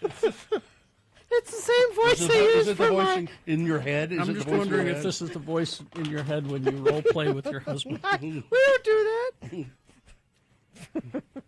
And does he say, please stop speaking? Stop. Please just stop. But this is a problem, though. Huh? I don't know when I'm going to make my cookies for the cookie party. It's not a problem for me because I don't have anything. No parties. No parties? No parties. Nope. Nope. Yeah, I've just checked my schedule. Nope. No parties. Not a party? Nope. Not a in single sight? party. Nope. And I prefer it that way because I don't want the pressure that you apparently feel. So what you do is you go to Mrs. Backer's and you buy cookies. Yeah. But then you put them in some sort of suitable box that makes it look like you made them. Like Tupperware, like yeah. a... Yeah. That's number one problem solved. Go down to Ruby Snap on the way home. Put it in a really beat up Tupperware that you have at the house with some aluminum foil over the top of it. Sure, that'd work. Yeah, you won't do that though, will you? Probably not. Make the dough, freeze it in balls, and bake day of. Okay, maybe I can do that. That's what a texter has said. You can do that. Because I'm not much of a baker. Really? I'm not. What a surprise! Why don't you assign this to the boy? Or Jonesy's going to do it. Jonesy likes to make cookies. I might have her. There you go. Might have her do it. There's a texter says I converted to Buddhism just to get out of stuff like this. That's a long ways to go. But, it was easier just to stop. Yeah, Carrie didn't become a Buddhist. No, I didn't either. Too much work in Buddhism. Yeah, I thought about it and I did try, but time consuming. Very time consuming. I've looked into being a Buddhist before. No, you stop it. It's Macy's mom's fault for invoking my name. That's why this happened. Yeah, I blame Macy's mom. No, but thank you for all this stuff. Actually, nice. the potato chocolate thing is quite tasty. Actually, I'm well pleased with that. And this I still have some of this jelly or whatever is left over. It's very good. Jam. It's a jam. It's got. I thought it was jelly, but jam don't shake like this. Hi-oh. Hey. Yeah, it says jam. Handcrafted jam. And all products of Maine. Lobster. I guess she couldn't find any. She said she was going to bring me some pilot crackers, but I guess she couldn't. No find pilot any. crackers. No. There we go. All right. You get what you get, and you don't throw a fit, Bill. Does it seem as though I'm throwing a fit of some sort? You wanted your pilot crackers. I mentioned it in passing. Is I Hate Fun a good band name? Yes. And Gina's role-playing voice sounds like Lady Elaine from Mr. Rogers. Oh, I don't know what you're talking about. Or Mr. Bill from Saturday Night Live. Yeah, it's more Mr. Bill. Lady Elaine was at least like this. That's right. Oh, no. Oh. Yes. King Friday. Let's see. Oh, here's somebody sent us a recipe for the candy, the potato-based candy. The potato candy? Yeah. That was pretty good. All right. That's pretty good, though. Yeah. All right. Traffic, Gina, please. Crash I-15 northbound. The left lanes and shoulder are blocked. This is just as you're entering the Draper area, looks like. That's the only accident that UDOT is reporting. And you're not reporting anything via text. Oh, wait, let's see. Here's something. I-15, starting about 5 miles south of Nephi, is slicker than hog snot, ice and blowing snow. Slide-offs are happening around Fillmore. Looks like it's that way until about Cedar City. Thank you. Wow. Friend of the program. Be careful on that drive down there. And, yeah, I was only looking at the Provo North. I hadn't looked south of there, so thank you for letting us know that. Yeah, if you're seeing anything, you can text us 33986. All right. Thank you very much. We will take a break. We'll be back after these messages. Bill Frost will be here to talk about what's on TV this week. KXRK Provo. Did you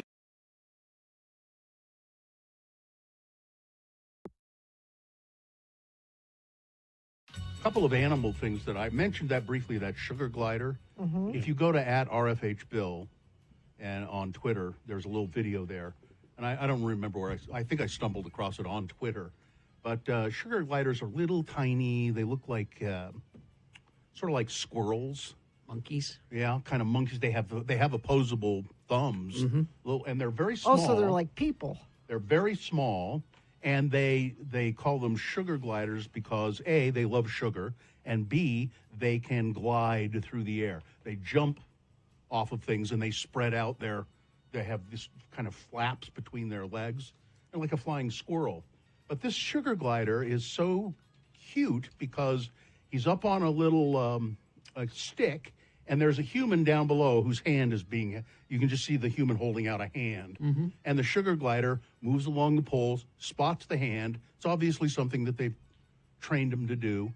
And he launches off the stick and lands on this person's hand. But the way, Rocky the Flying Squirrel, the way he lands on the person's hand is so cool because his little hands grasp onto the person's thumb, and as he hits, his eyes kind of close and then open up.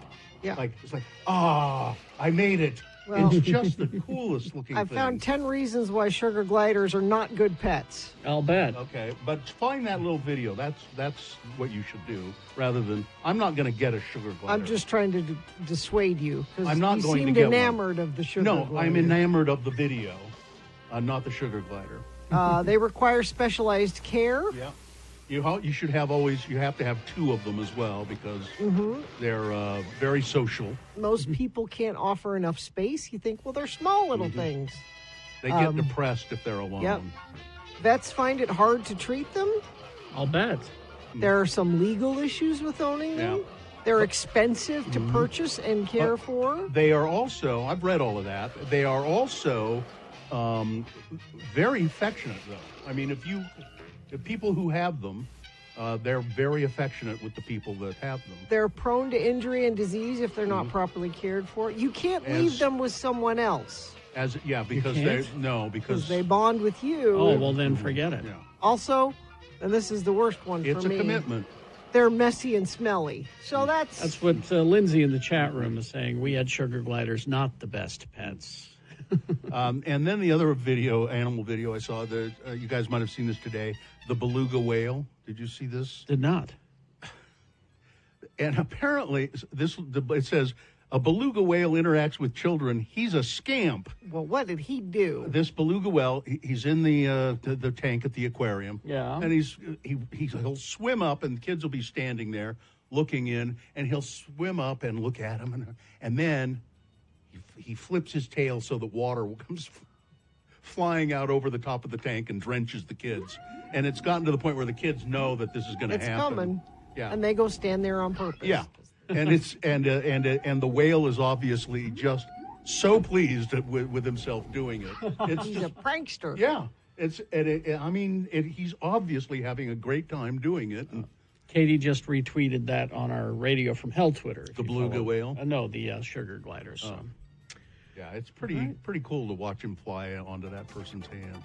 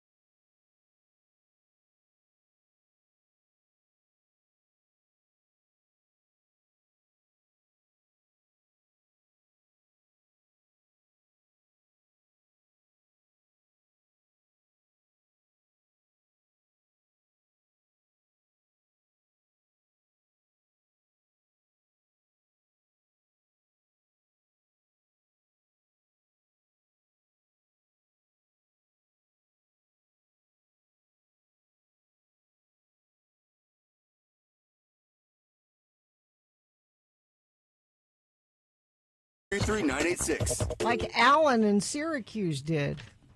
He's got some Syracuse. stories that need writing. I said, Alan, I know a guy. Hey. Bill Frost can write you some stories in Syracuse. Need something writ.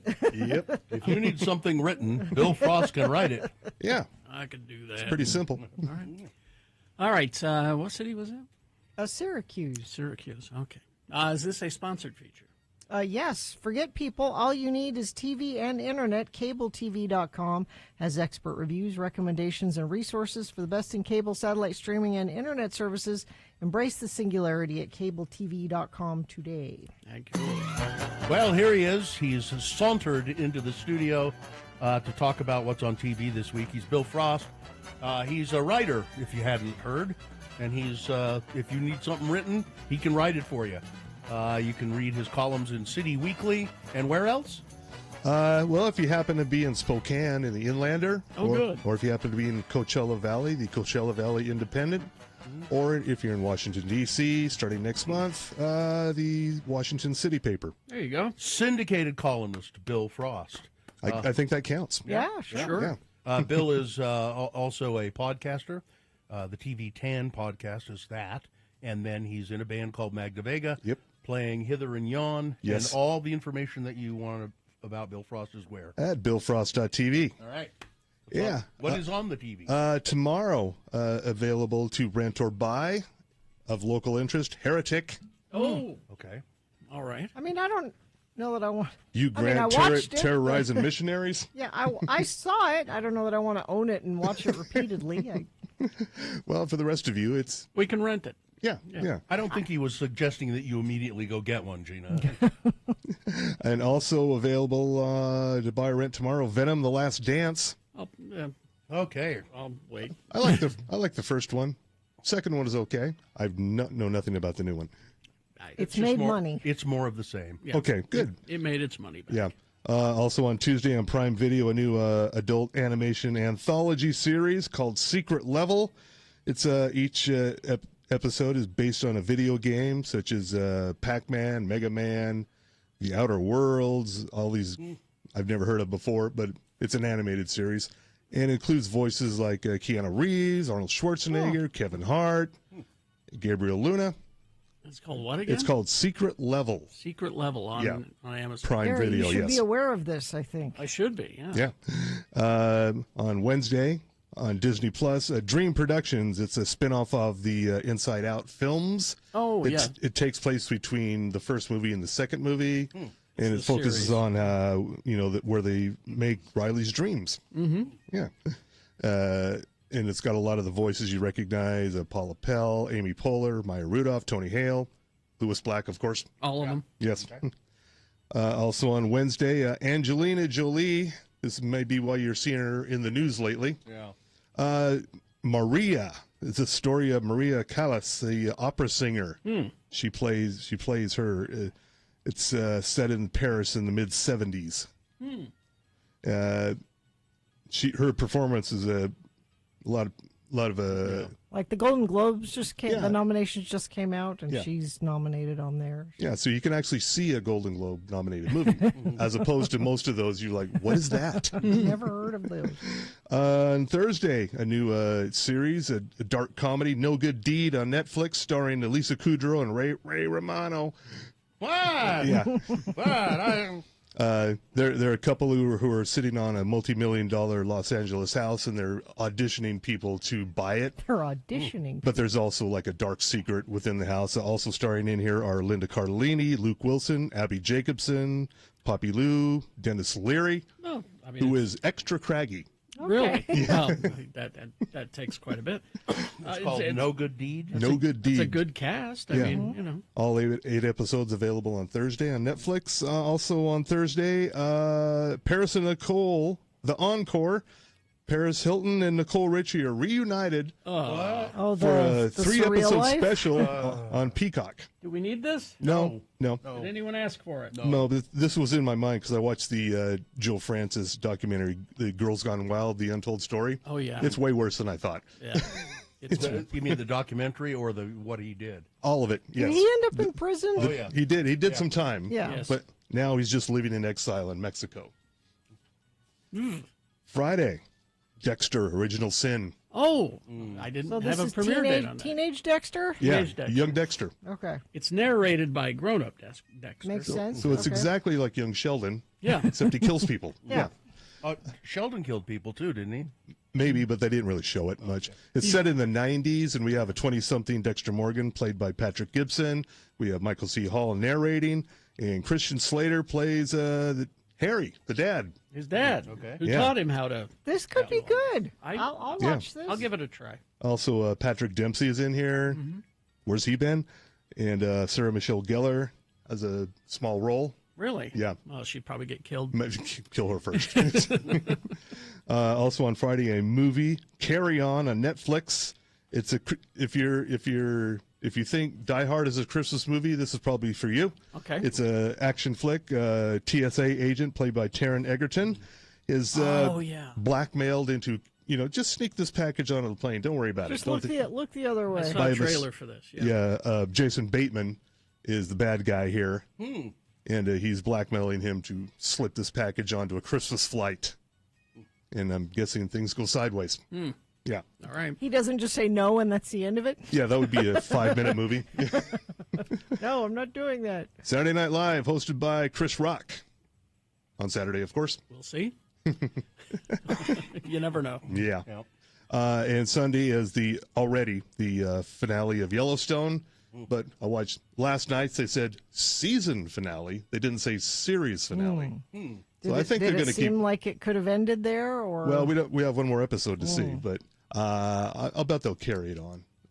Although it was the season finale of Somebody Somewhere last night. Yeah, I don't think they're doing any more of They're that. definitely not doing any more of that. Well, what the creators of the show said is, well, this is a we'll see you later kind of a thing. Maybe they think they're going to bring it back. What show is that? Bridget Everett. Somebody Somewhere on HBO. I can't remember if I'm watching it or not. You should be watching it. You can watch it all now. And Interior Chinatown. It's already out, but you should definitely watch it. Is it good? It's really good. Yeah. It's kind of drifts between, Jimmy O Yang's reality working at a Chinese restaurant with Ronnie Chang, who is stealing this show, by the way. Oh, really? Oh, he's so funny. And a cop show that Jimmy O Yang dreams of being on. It just kind of shifts back and forth. And you never thought, well, that's reality's wacky, but this one over here that we thought was real reality is also pretty weird. All right. So yeah. Well, I'll give it a look. What's it called again? Is called Interior Chinatown. It's on Hulu. On Hulu. And that's it for the new stuff this week. But you should definitely watch Somebody Somewhere now that you can watch the whole thing at once. Binge it. Yeah. All right. Sticky's pretty good. Oh yeah. First episode a little shaky, but the second one it starts to really kick in. All right. Thank you, Bill Frost. BillFrost.tv. Yep. All right. Traffic data, please. Well, Infiniteam says Moapa Valley Boulevard in Overton, Kansas is clear and open both directions. All right. Good to know. Crash northbound I-15 in Draper. Off to the side now, but looks like another crash northbound at 123rd South. Thank you, friends of the program, for sending that in. Accident eastbound 201, slow down at the Tooele exit as it merges onto I-80. Infiniteam has assembled, letting us know that things down south, looks like from Lehigh to Cedar City, folks were saying things are a little dicey and snowing and icy road conditions down that way. So if you're headed south, be aware of that. The Stateroom presents bringing you live music memories. Check out Pink Talking Fish, a fusion of Pink Floyd, Talking Heads, and Fish, live at the Commonwealth Room on December 27th. Get tickets at thestateroompresents.com.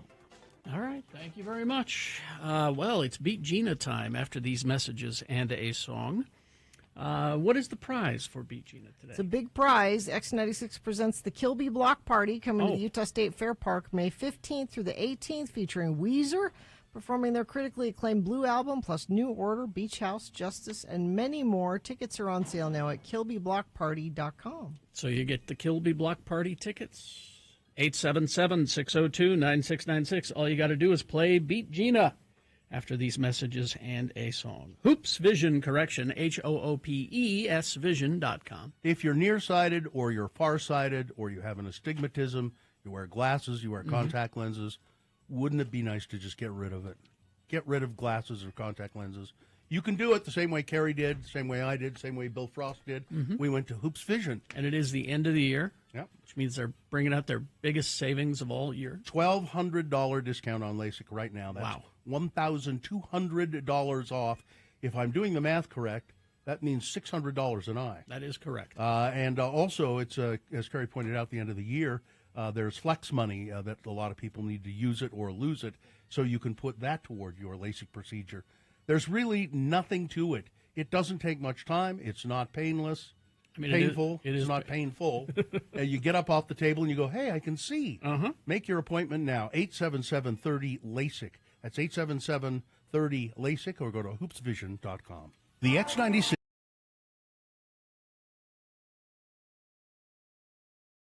I'll say, do you want this list? What is it? 10 rare snack aisle finds that have all but disappeared. Let's see what we got here. I'm not going to even bother with the jingle. Let's just get right into it. All right, it says there are plenty of reasons to have snacks stashed in your pantry at all times. Yes. A few crackers are great for tiding one over between meals, so snacks.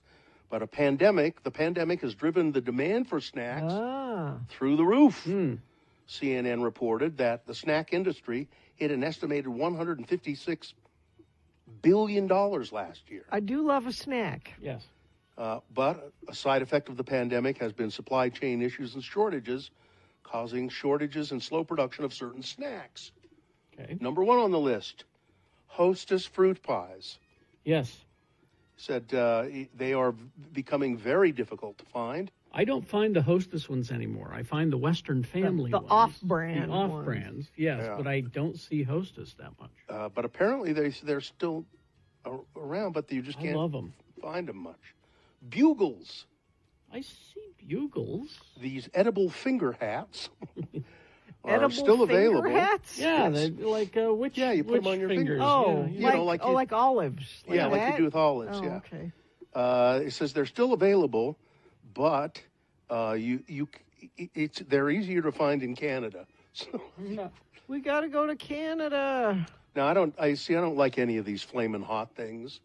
Oh, are you with Roy Wood Jr. on Flamin'? Carrie has a whole bit of there's a Flamin' whole Hot. Roy Wood bit about we're done flaming hot things. Everything is flaming Nothing, hot. not everything has to be flaming hot. I agree. Flamin' hot crunchy Cheetos, hard to find. It says Chester's hot fries. I don't never even seen those. Yeah. Flamin' hot flavored Funyuns. That might be good. I don't know. I like Gina. a Funyun. What? Fun is right in the name. It's everything I like about onions and none of the things that I don't. I like onion flavor, but I don't like biting into an onion. A Funyun is the perfect onion. Where do you land on onion rings? Well, if they're thin, if they're big, thick, not cooked all the way through. You don't like the onion- beer battered onion rings? If they're thin and they're cooked all the way through, yes. I like all kinds of onion rings. And I sometimes eat a whole onion like an apple. No, I don't. No, you don't. 3D Doritos. I don't even know what that is. It's a puffy Dorito. Yeah, it's a puffy. Oh. Yeah, apparently they're not around much. Dunkaroos. Those are hard to find. Do you like a Dunkaroo? I was never a fan. It's like a they're a lot of work. biscotti kind of, right? Yeah, they're a lot of work. Now, this next one, it's Planters cheese balls. Now, again, you can get a tub of Utz cheese balls. Yes. You know those great big tubs. Like at Costco, those? Yeah. So I don't know why you'd even want to bother. This may be heresy to the cheese ball community, and I know you are numerous. But I'm thinking that all cheese balls taste the same. No, that's not. Is that a charged statement? Consistency is a problem here. Texture. The Utz cheese balls, I really like them because they almost disintegrate the minute you put them in your mouth. You just barely bite on them and they just kind of disintegrate. They're delicious. Teddy Grahams. You can get Teddy Grahams. Says here, says I do Instacart and I've noticed that all Teddy Grahams are hard to find. Teddy Grahams have been hampered by supply issues, leading online sellers to price gouge. Are somebody hoarding Teddy Grahams? Apparently. To narrow down your search, try checking for product availability on the website and call your store ahead of time to make sure that I'm not coming there if you don't have Teddy Grahams. That's right. Now, see, people are weighing in. The jalapeno Cheetos are better than the Flaming Hot. Less burn, more actual flavor. Flamin' Hot Pepperation H wasn't very popular. No. I bought all the Dunkaroos. Sorry. Mother's Original Circus Animal Cookies. Oh, I love those. Oh, those are great. I know, but if you eat more than like 6, then they make you sick because they're so. They're very sugary. Yeah, but apparently they're not easy to find these days. Now, see, I've got to go look now. I prefer I like them, but I wish they didn't have the sprinkles on them. No, the sprinkles are good. No, they're no good. What are they for? They're fun. No, but they just make like it's like eating little rocks. It's a little cracky texture kind of a thing. Yeah, no, I know. It's like having gravel on your cookie. I want some of those now. Somebody says you can get all the Flamin' Hot, whatever you need at any 7-Eleven. Apparently, they're not they may not be in stores, but for some reason they're in 7-Elevens. Well, there you go. Those are the only ones on the list. Somebody says Wheat Thins in the normal size box are never available since December. In the normal size box? Means you got to buy the extra big box? I guess so. That's too many Wheat Thins. I always want an extra big box. I always get the big family size box of Cheez-Its. I could with Wheat Thins. I could do a family size box of Wheat Thins. I ate a family size box of Cheez-Its by myself the other day. The whole box in one day. In one day? Well, yeah, because I had a half a gallon of milk. Ooh. Milk and Cheez-Its, delicious. Wow. I've never eaten a whole box or bag of anything like that. Oh, come on. Oreos? Like in one setting? No. Come on. Is it sitting or setting? I bet you it's sitting. Sitting. You sit in a setting. You don't set in a sitting. Grocery store cashier here can confirm this was a good list. Okay. All right. Maybe the convenience store versus the grocery store distribution is different. Maybe it is. Somebody says you can get Dunkaroos on Amazon.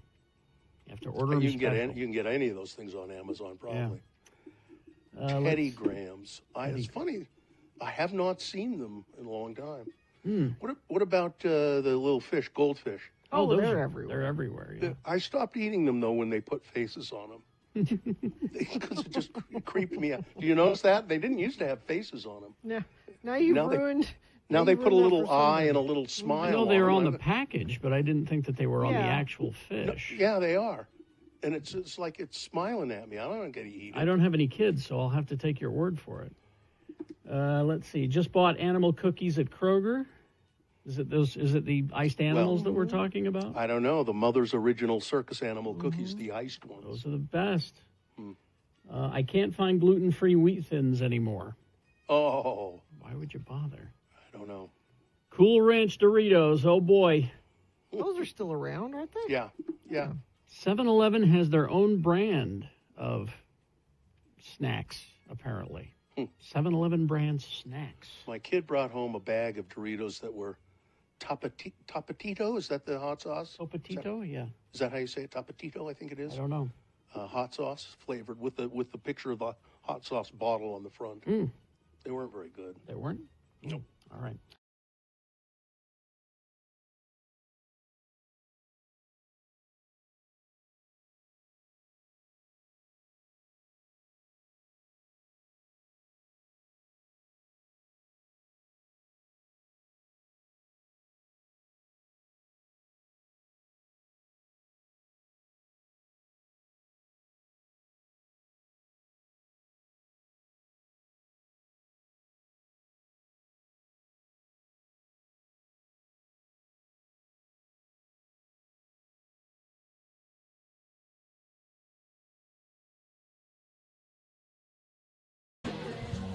Weezer, because... A couple of reasons. All right. First one is in 1968, Brian Bell from Weezer was born. But also, Weezer, part of the prize we have to give away right now. Oh, well, I should have played something from the Blue album then. Oh, well, that's okay. Because they're performing it at the show. Well, you'll hear it there. Yeah, okay. At the Kilby Block Party, among many, many, many other bands. All right. Here we go. Get ready for exciting game show action. As Radio from Hell presents everybody's favorite, Beat Gina. I'm your announcer, Johnny Ola, and before we start today's game, I have a word for the gentlemen in the audience. Okay. You know, guys, the gals will always fall for the man who has PA. What? PA means pipe appeal. Huh. There's just something about the handsome, masculine look of a pipe that has an irresistible appeal. Oh, absolutely. Women go for it, as men go for the mild, rich taste of Prince Albert tobacco. Yes. Prince Albert tobacco delivers subtle notes of cocoa and molasses. It's a great blend to enjoy any time. So remember, PA means pipe appeal, and it also means Prince Albert tobacco. How do you Mellow. get that? How do you... Huh? It's in a can, Gina. Mellow, flavorful, and affordable. What more can you ask for? Get your Prince Albert can to enjoy today. And speaking of smooth and mellow, and not to mention flavorful, here's your Beat Gina host, Carrie Jackson. Thank you, Johnny Ola. You're welcome.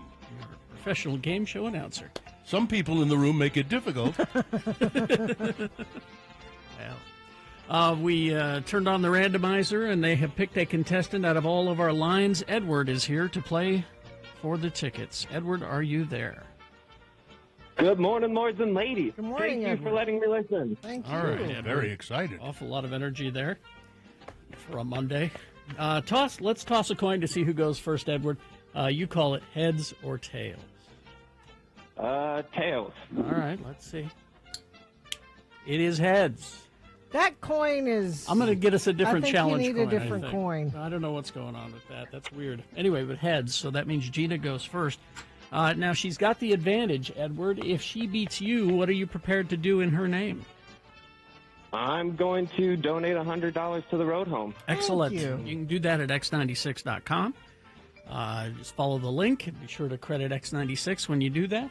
It's a big red donate button. Yes. And, of course, coming up on Wednesday, we're going to be broadcasting from the Larry H. Miller Chevrolet dealership on State Street, taking your donations, your physical donations, your clothing, your boots, your hats, things like that.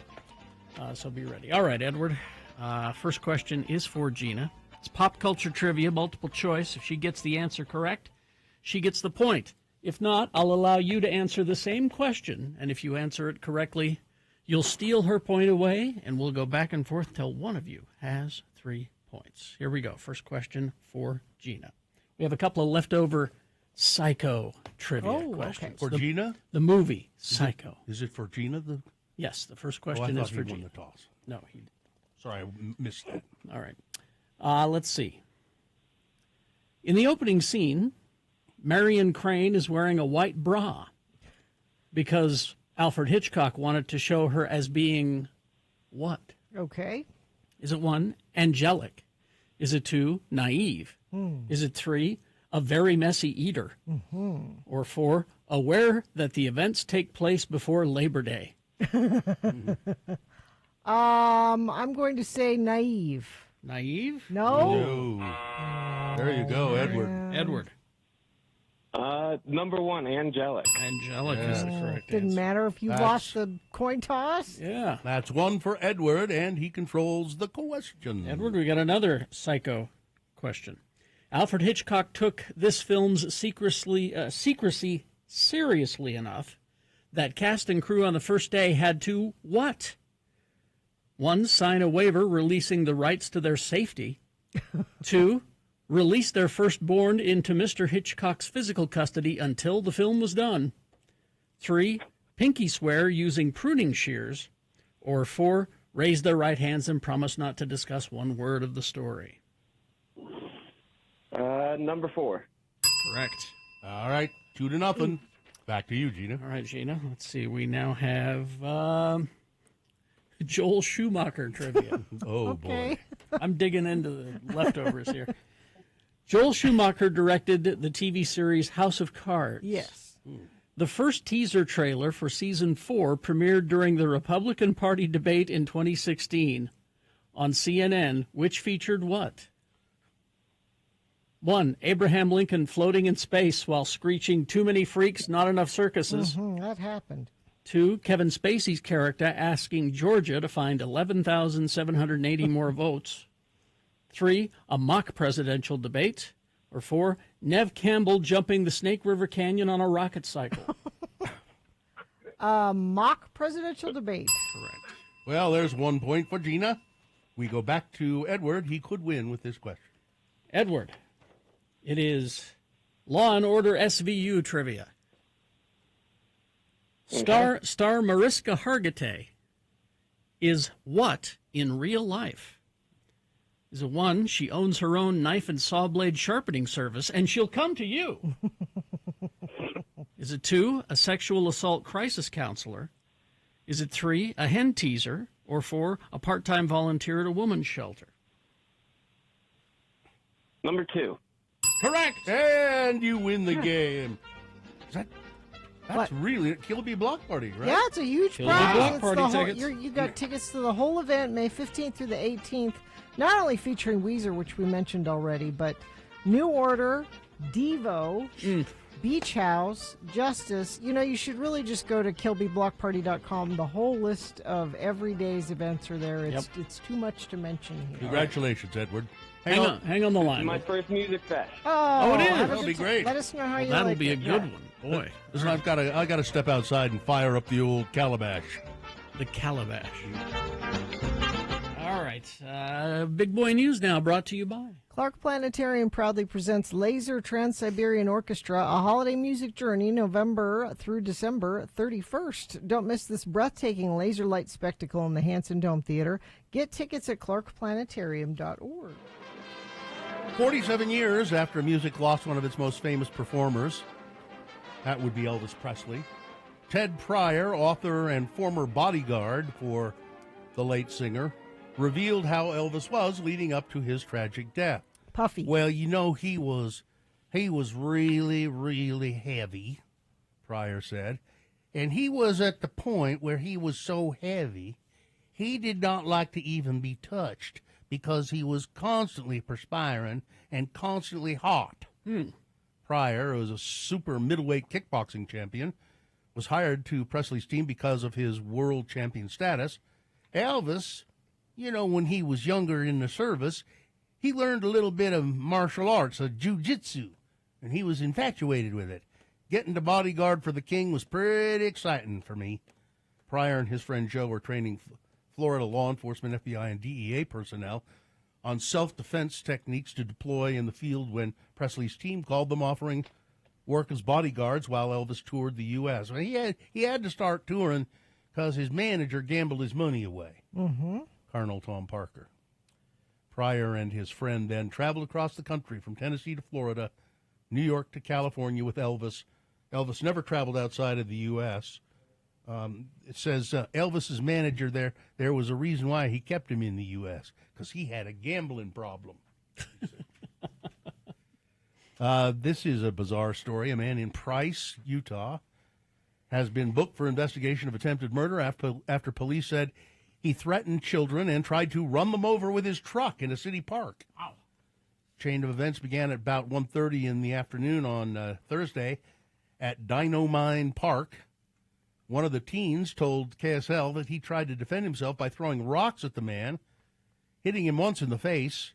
That teen, 15-year-old Tegan Robinson, said the man, who was later identified as 57-year-old David Earl Holden, first approached one of his friends in that teen's car in the parking lot. My friend was just sitting there eating with his girlfriend, and he started his car, Tegan said. So the guy come up, and he was getting all mad at him, and he spat in the window. Tegan said he and some other friends went back to talk to Holden about what had happened. Well, he just hopped in his truck, and then he started driving all over the parking lot trying to run us over.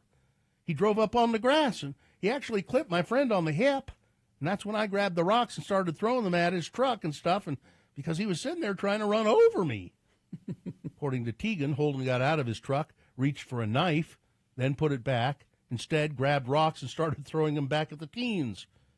I threw a rock at him, and I missed, Tegan said. He started running after me, so I grabbed a flat rock, and I hucked it at his head, and I hit him right in the head.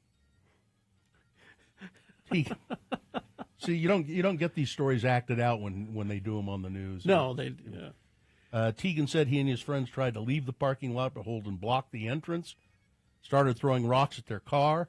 He then followed the teens in his truck, nearly hit 2 other cars as the teens made their escape. I think everybody who was talking about it locally is like, what in the world? That was Tegan's mother, Leanne Robinson. It's wild, honestly. That they caught the guy, put him in jail. Who knows what, kind of it's bizarre when things like that happen. I remember being menaced by somebody older like that, and it's really scary. It's just frightening. Nearly 3 years ago, more than 1 million people who watched the viral video of a Utah garbage man pulling an American flag out of a trash can and folding it with respect. Since that moment, Don Gardner's life has changed. I've never shied away from difficult jobs or dirty jobs, said Gardner. Somebody's got to do it. In his 14 years working with the Emery County Sanitation, Gardner never thought he'd find himself in the spotlight. You pull a flag out of the dang garbage and save it. I don't think anybody's looking and get caught. I mean, it's just pretty gratifying, he said. After millions viewed Gardner's story on YouTube, he received letters, including one from then-former President Trump. Some of those letters included money in them, which he put towards buying himself a new flag and a pole. But Gardner said that the greatest thing to come out of his fame is educating the public. During a recent flag ceremony, Gardner led his American Legion post in retiring more than 300 flags that they had collected. There's a proper way to do it, not just chuck it in the trash. Yeah.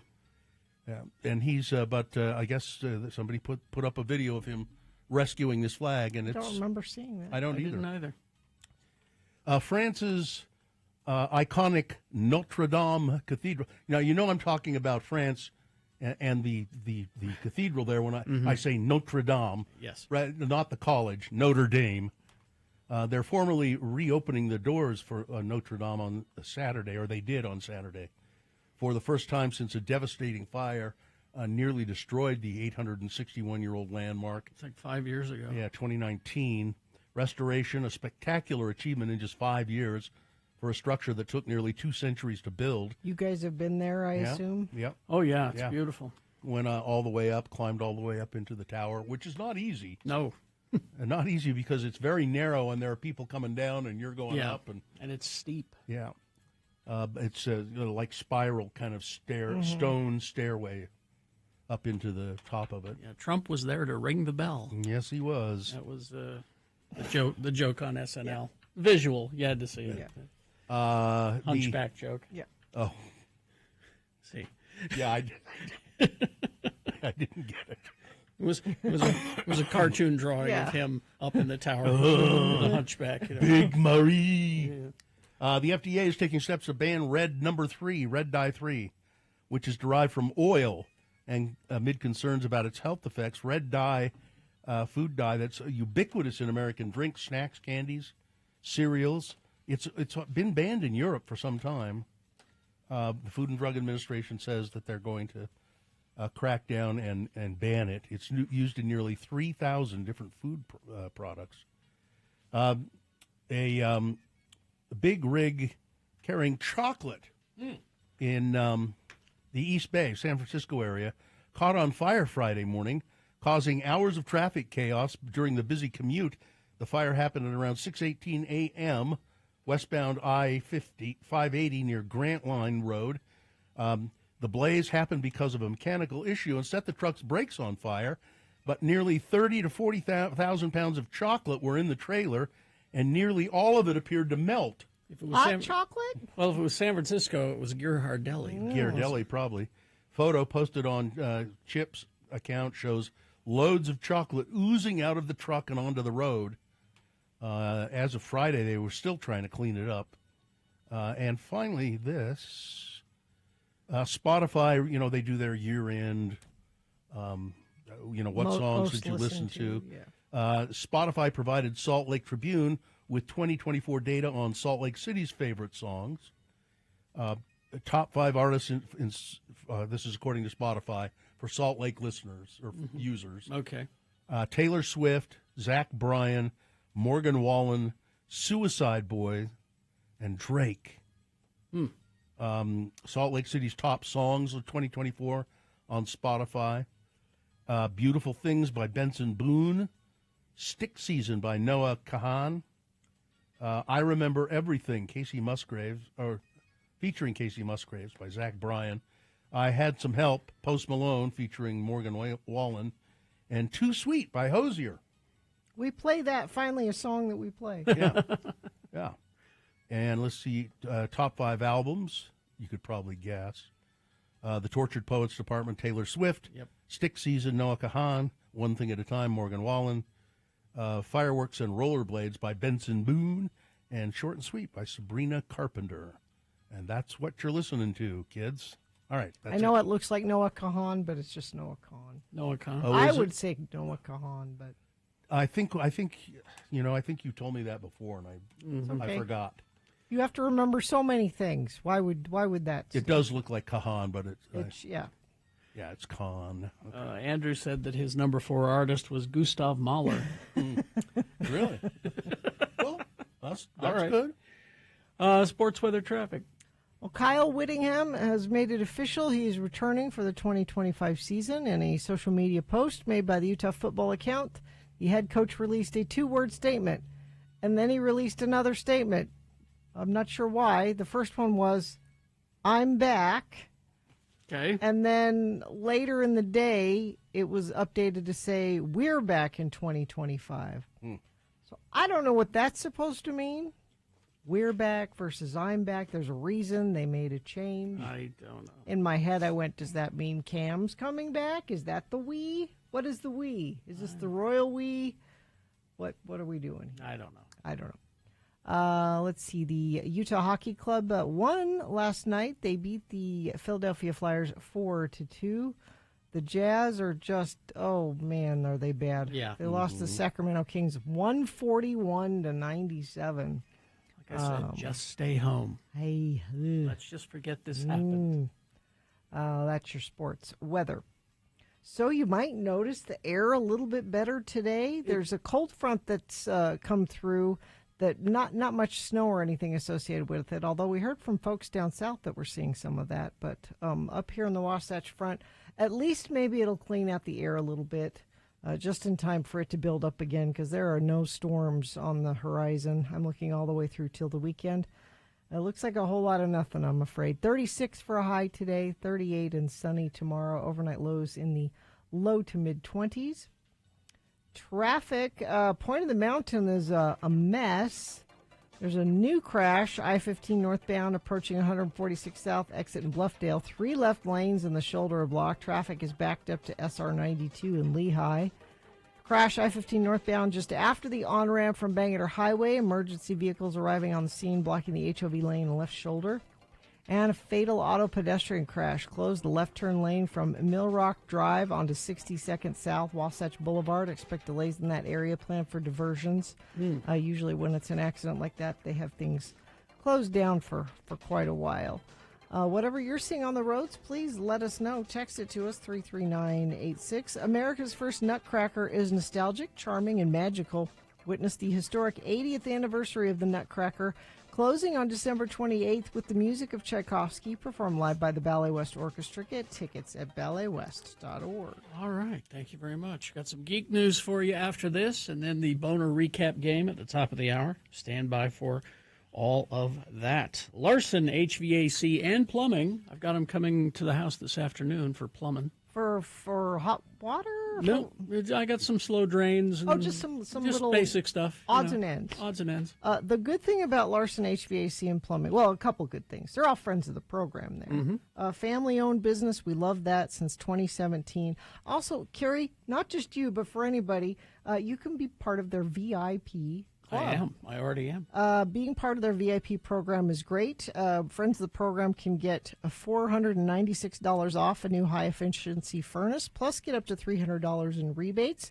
That VIP program, also, they'll call you and say, hey, it's spring. We need to, service your air conditioner, or it's fall. We need to service your furnace. You're not going to have to worry about that. They're great people. They're Ream Pro certified partners. We've had them all in our houses. If you want to find out about this high efficiency furnace plus the rebates, go to larsonhvac.com/X96 for details, or mention X96 when you call 801-930-5450.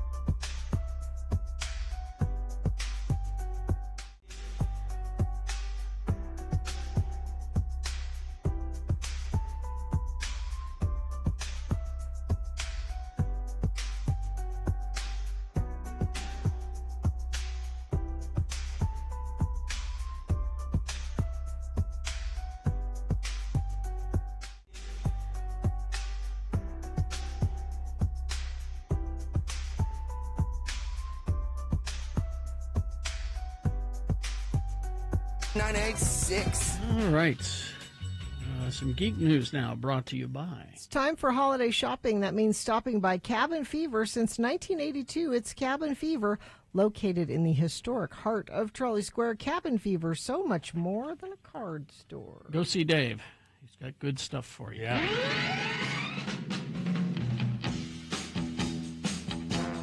All right. Got a few things for you to look at today, some trailers. The first one was dropped on the weekend after I did my podcast. Mm-hmm. Isn't that always the way? It's like they know almost. It's after several false starts, Paramount's finally making good on its many years old promise to give Michelle Yeoh a Star Trek vehicle of her own. Section 31 puts the once evil version of Philippa Georgiou center stage in its newest trailer. It's a movie, and it puts the emphasis on action and a ragtag crew that'll be aiding her in her exploits. And it's Section 31. What are you doing in my space station? I'm giving you a chance to get back in on the action on a galactic scale. What a cute idea. The only way this works is if I know exactly what I'm dealing with. The movie picks up with Giorgio living out her days in the Prime universe as the owner of a fancy club on a space station. That sounds great. Gather your people. All seems well until a Section 31 agent, Alok, shows up. Black Ops Division. Spy work. It's just a place for people to bend the rules. Starfleet is here to make sure no one commits murder. She shows up looking to recruit her into its Black Ops Division, Section 31. It's worse than you thought. The mission: go off the books and handle a new threat to the that the Federation can't. Work together. And don't get dead. I'll try my hardest. Starfleet's Rachel Garrett may be there to stop the team from breaking too many rules, but Giorgio and her crew know they'll definitely be getting their hands dirty. What? You said that she was going to be doing the face punching! I lied. So you've got a changeoid spy, you've got an exosuit-wearing guy named Zeph. It's a spy show. It's a spy show in the Star Trek universe. And it's got what's her name in it? She's great. Michelle Yeoh. Michelle Yeoh. Love her. Kicking with her high heels. And what's interesting is that, I've always blamed Star Wars fans for being the worst fans because they seem to hate everything and themselves. Yeah. It's leaking into Star Trek, and it's making me sad. Oh. Because the Star Trek fans, for some reason, a certain number of them are, this doesn't look anything like Star Trek ever. I'm like, well, why can't we have nice things? Why can't you have something new, different, and interesting? How about that? Anyway, another trailer for you. Invincible Season 3. This is on Prime Video, of course. Cecil, I can never trust you with either Mark or Oliver's lives, no matter what. Ouch. Oliver, you gotta look out for other people. You guys are in big trouble. Oh, you want to call for help? Too bad. You're outnumbered and outclassed. And out of luck. And now I say something. With you on our side, we can win this war. I'm not on anyone's side. I disgraced my people. So help me, Mark, and whatever that other kid's name is, stop the Empire.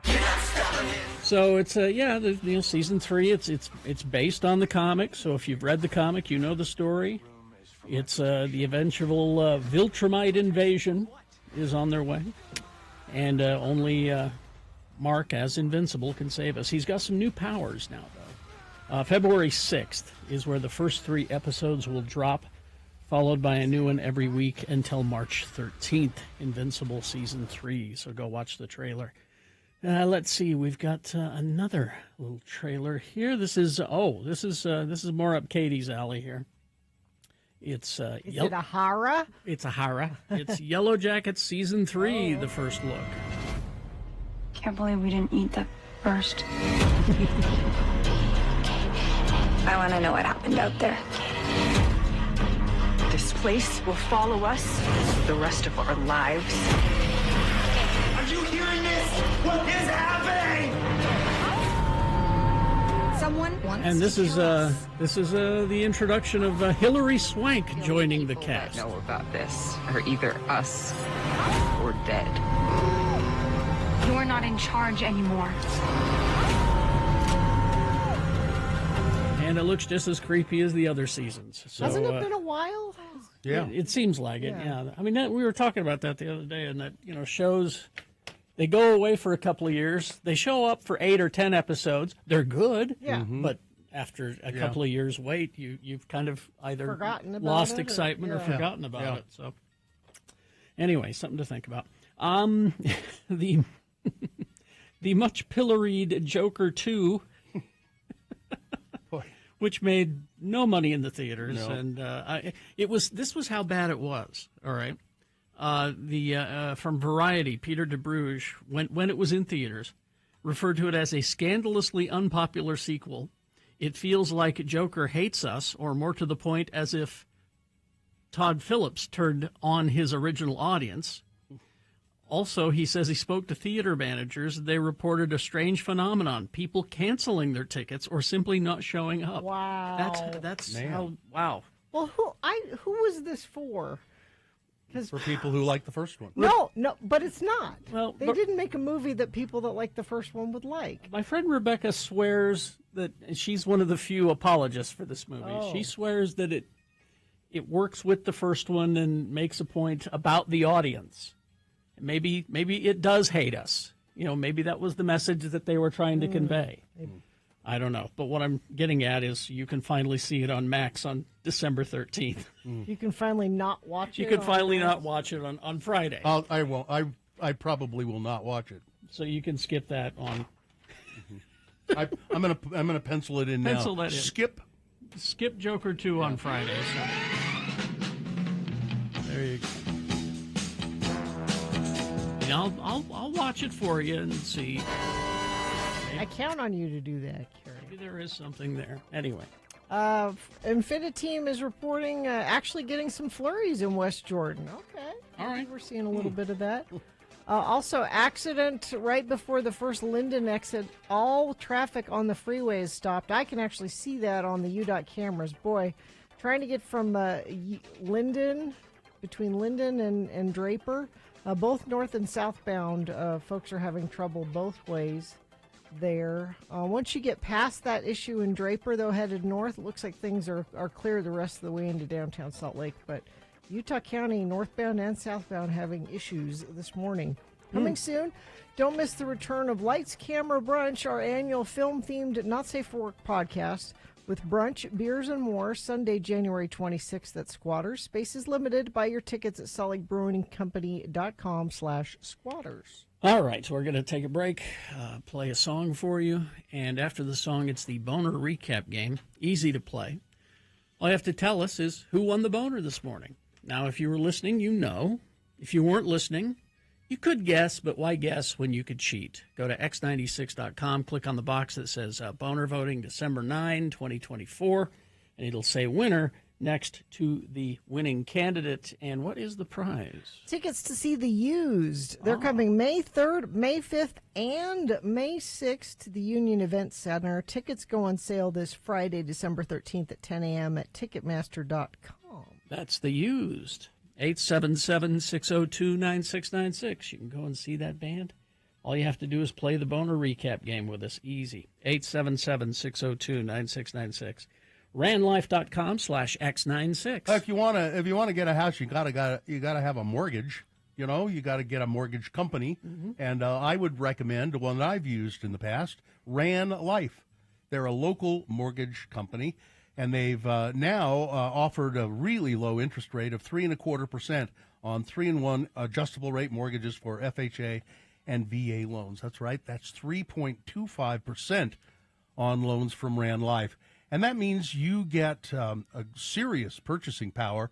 You can borrow up to $190,000 more to snag your dream home, a bigger house, a better location, finally getting the dream kitchen you always wanted. It's all within reach, so don't wait. Turn your dream into an address with Ran Life. What you need to do is visit ranlife.com/x96. That's ranlife.com/x96. They're there to answer your questions and tell you about incredible low rates. Ranlife.com/X96.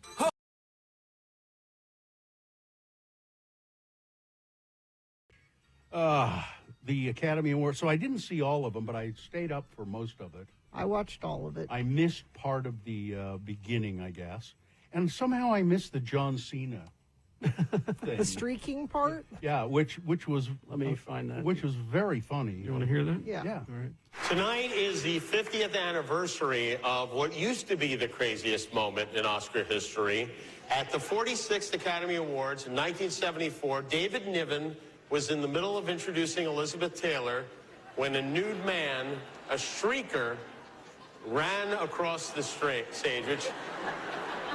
can you imagine if a nude man ran across the stage today? So he's setting this up. I said, can you imagine if a nude man ran across the stage today? Hey, nude man. Wouldn't that be crazy? Jimmy. What? I can't come there. Do the thing. Excuse me for a second. What's going on? You're supposed to run across the stage. I changed my mind. I don't want to do the streaker bit anymore. What do you mean you don't want to do the streaker bit anymore? We're doing it. Just don't feel right about it, man. It's an elegant event. You know, honestly, you should feel shame right now for suggesting such a tasteless idea. It's supposed to be funny. The male body is not a joke. Mine is. No, it's not. You wrestle naked. Why not? Dude, I don't wrestle naked. I wrestle in jorts. Jorts are worse than naked. Come on. You really not going to do this? Fine, just give out the award then. God, the worst. He shuffles out So there. so he is naked, but he's got this giant envelope in front of his genitals.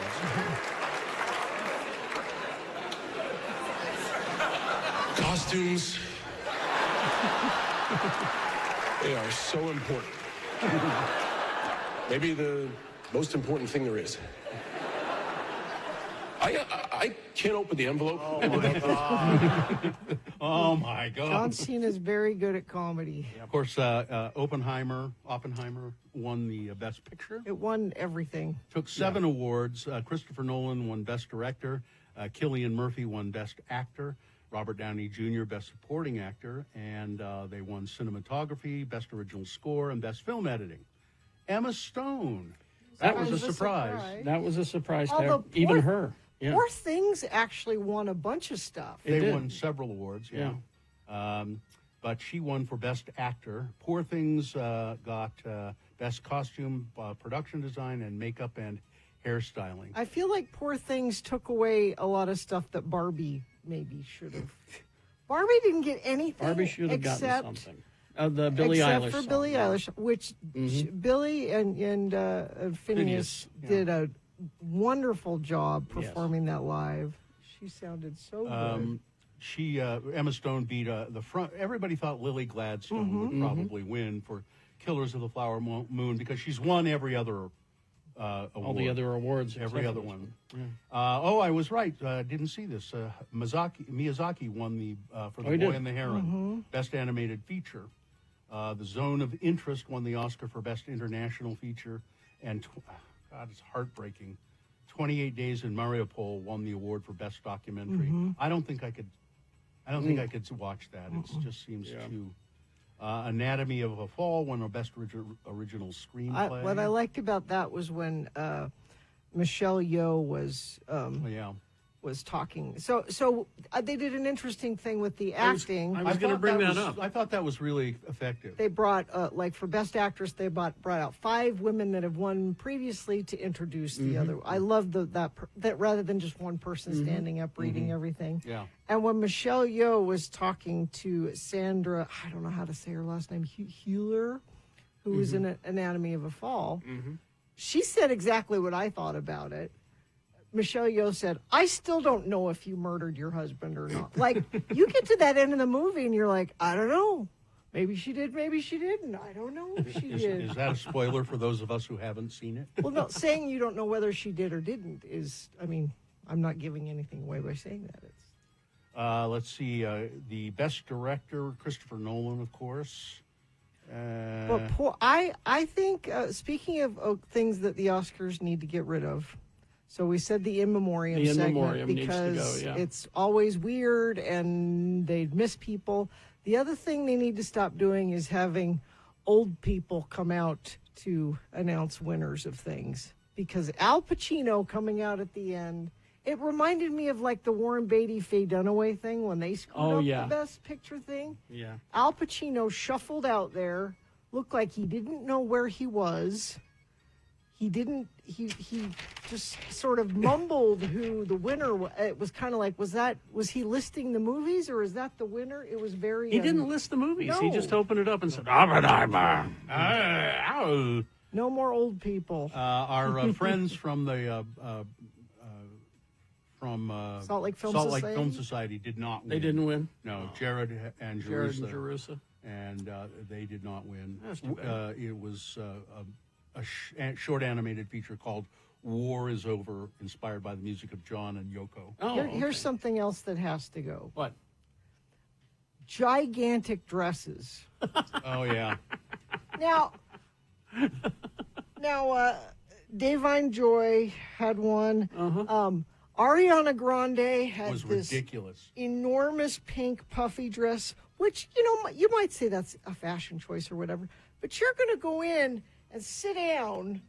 Oh, there's Did no you sitting. see any of the crowd shots of Ariana Grande No. sitting in the audience with her giant dress? The people on either side of her couldn't see. because she had big pink dress. Thanks for your grande dress. I thought Danny DeVito and Arnold Schwarzenegger did a good They pretty were good job. funny. They were funny. And we both tried to kill Batman. And then they cut to Michael Keaton. Yeah, that's what we have in common. We both tried to kill Batman, and Michael Keaton just looked so stern and angry, and kept that. And then at one point he went, "I've got my eyes on you guys." and Ryan Gosling, yes, stole the whole show. Absolutely, I thought, he did. With "I'm Just Ken." It didn't matter that song didn't. I think that should have gone to Billie Eilish, but that performance that he did was. They should never do another musical performance on the Oscars because I don't know how you top that. And Bradley Cooper was there with his mother, as usual. Lovely. All right.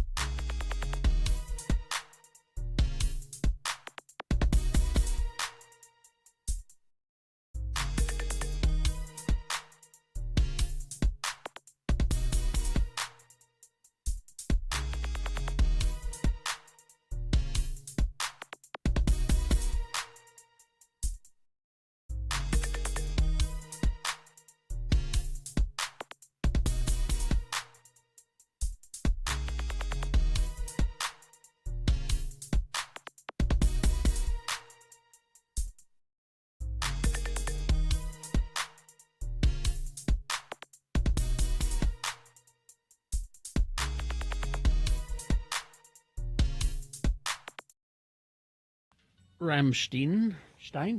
Steen? No, I don't ask Jimmy in Mapleton. He's a huge Rammstein fan. Who said, "Du hast, I love these guys. Why are you playing them while I'm here in Mapleton?" Well, because on this day in 1964, Yes. Paul Landers, the guitarist for the German rock band Rammstein, was born in Berlin. In Berlin. Look at that. You know what? Rammstein, Germany is well known for, right? The Air Force Base. Yeah, huge one, apparently. And Du hast means you hate me. Du hast mich. You hate me. So that's what he's singing nice. about? You hate me? That's You don't not- like anything about me?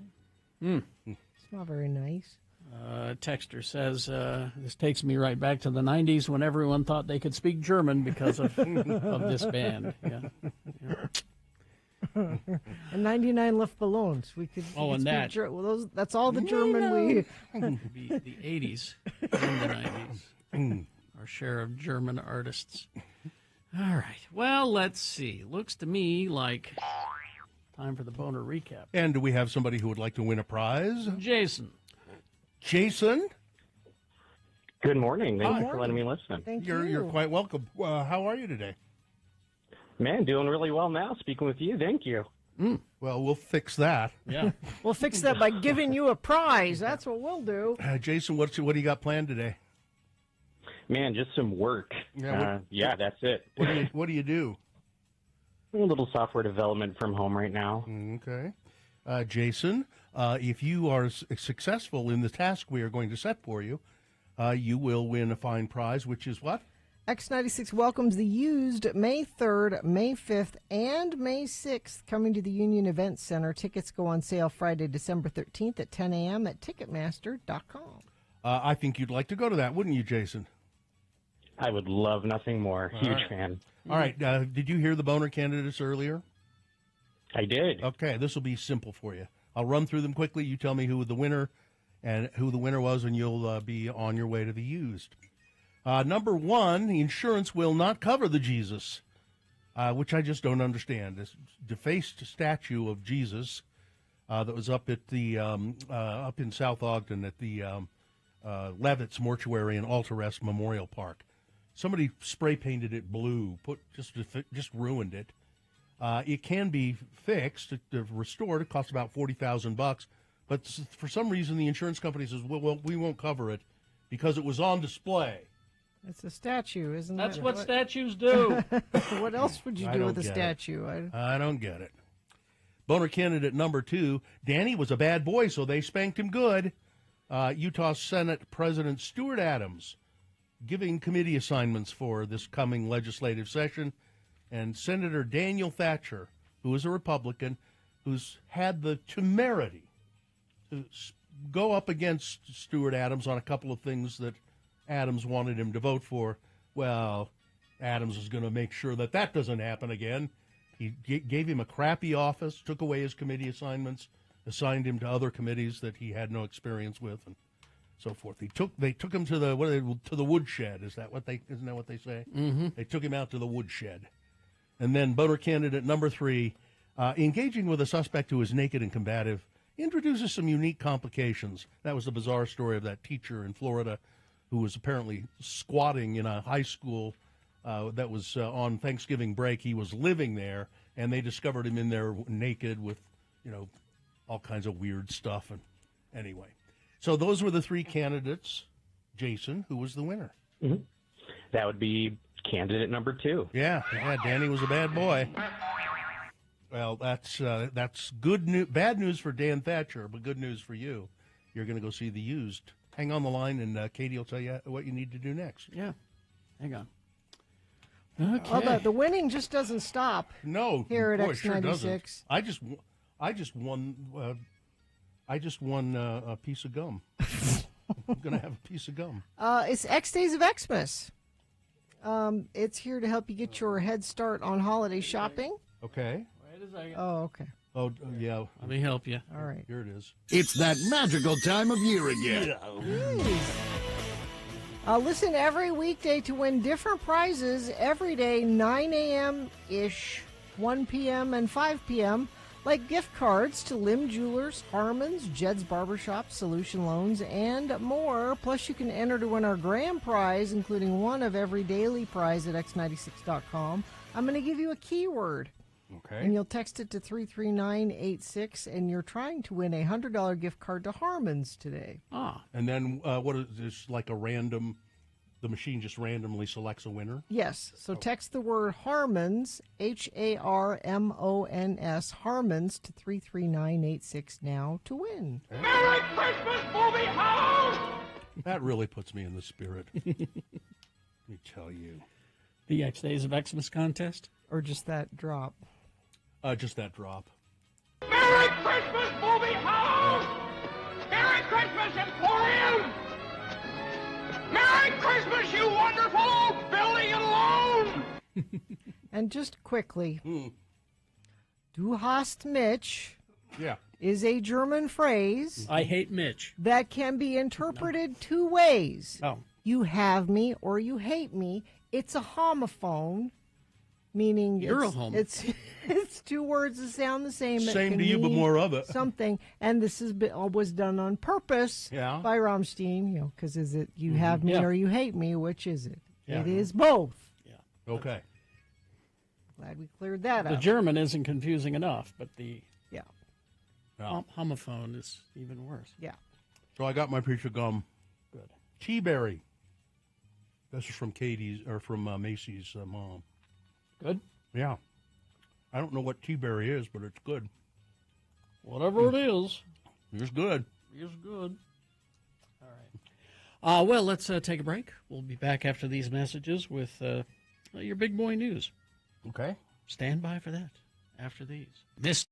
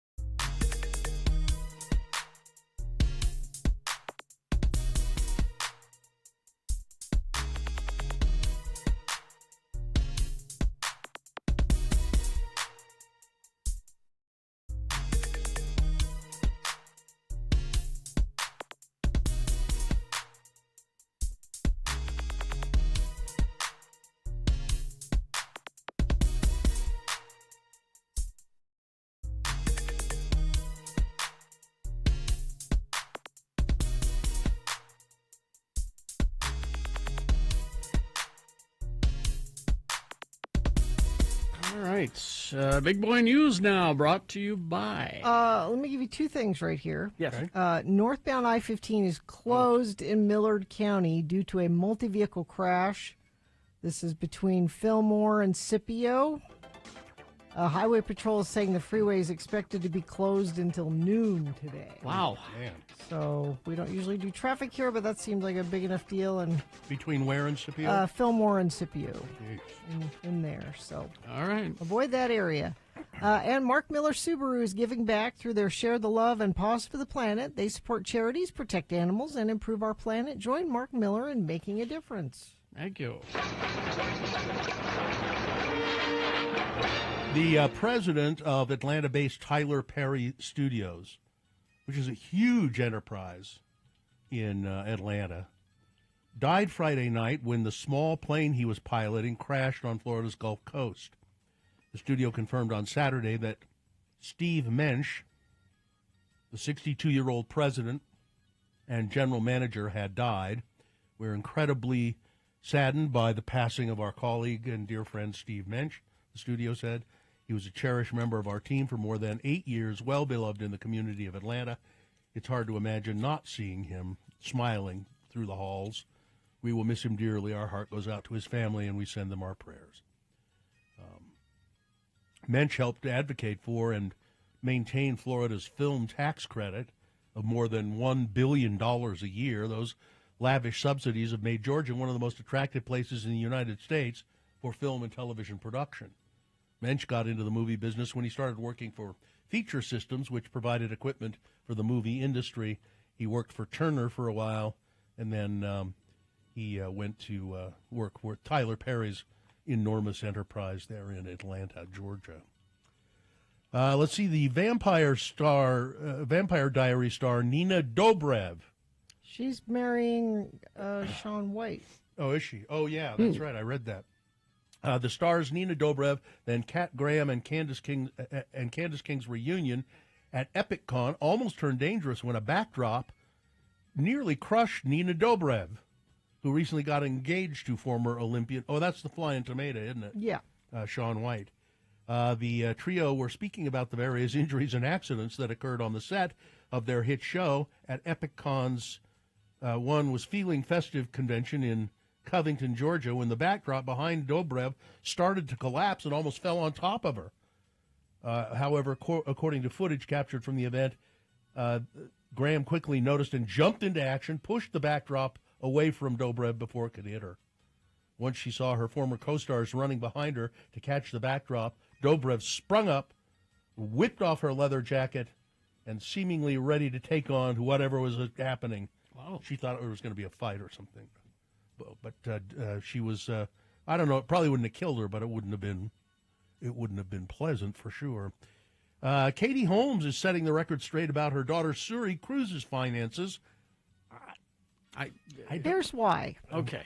When you put out there, Suri Cruz is a millionaire now, yeah, that can make her a target for things. Oh, I see. Somebody shared a post on Instagram.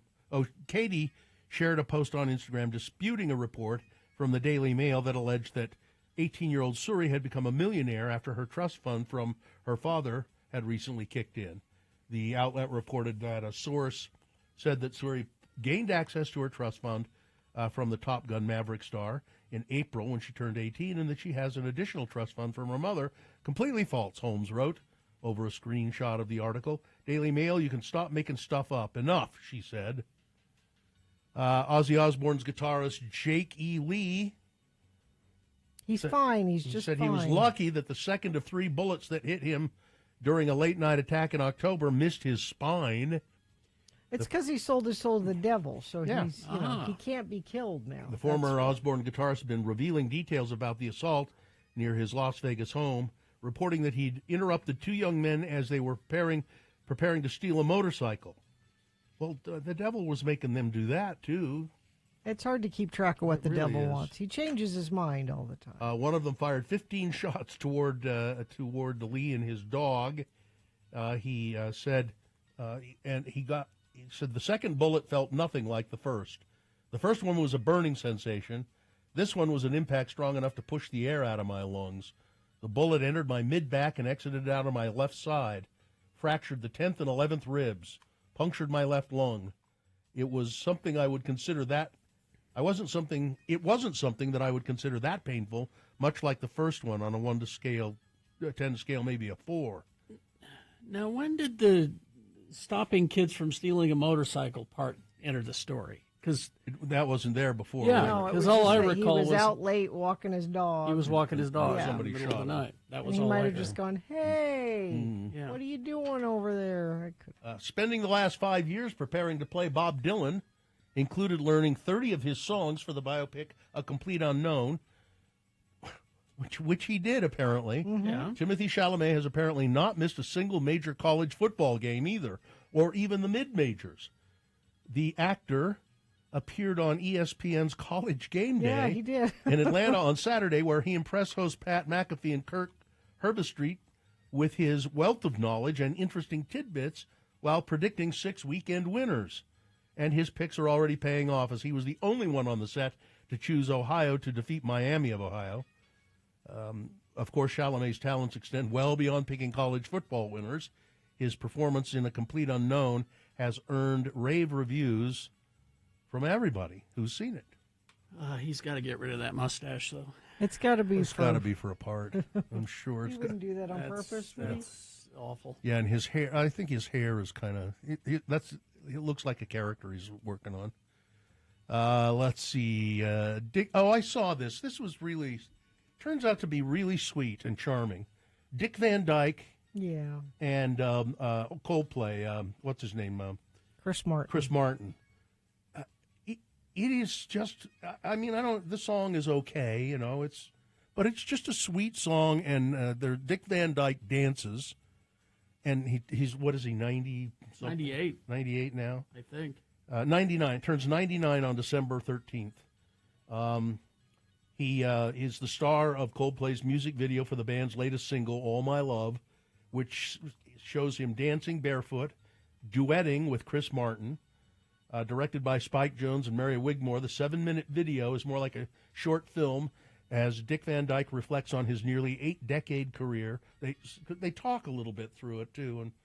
And the Golden Globe, Tony, and Emmy winner is best known, of course, for starring in movie musicals Bye Bye Birdie, Mary Poppins, Chitty Chitty Bang Bang. He's kind of aware that he's winding down. No, more than aware. I saw him interviewed, too. And he says, yeah, I'll be dead any day now. He's just like happy. He's just very had happy. a good life. And he's what's really nice too is that he's with it. Yeah. He's sharp. She says, I don't know, deathly. I'm acutely aware I could go any day now, but I don't know why. It just doesn't concern me. I'm not afraid of it. I have that feeling, totally against anything intellectual, that I'll just be all right. Oh, this just in. What? A man in Altoona, Pennsylvania is being held for questioning in connection with the murder of the United Healthcare CEO Brian Thompson, law enforcement just said.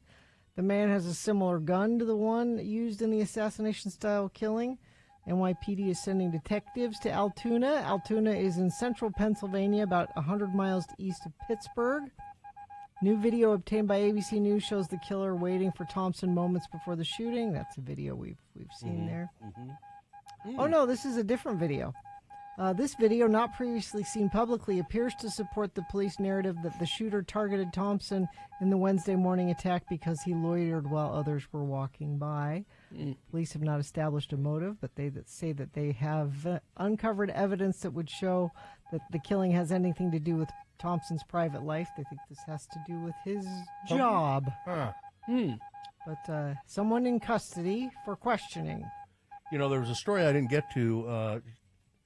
When high-profile crimes like this happen, not only the FBI and the police, but all of these amateur sleuths on that do things online start getting into it, Yep.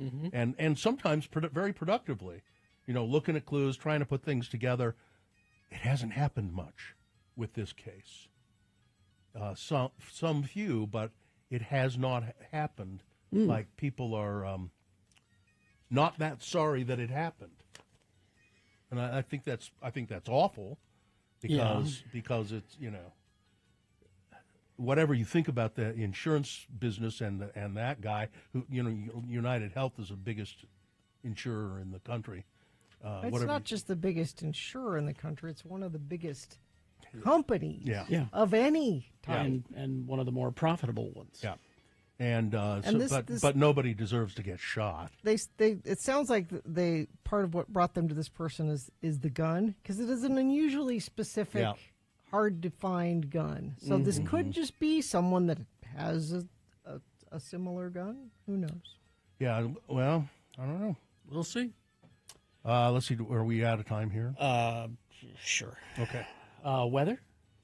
There was some weather further south that I think was contributing to that massive closure between Fillmore and Scipio on the highway. They said it could be noon before that reopens.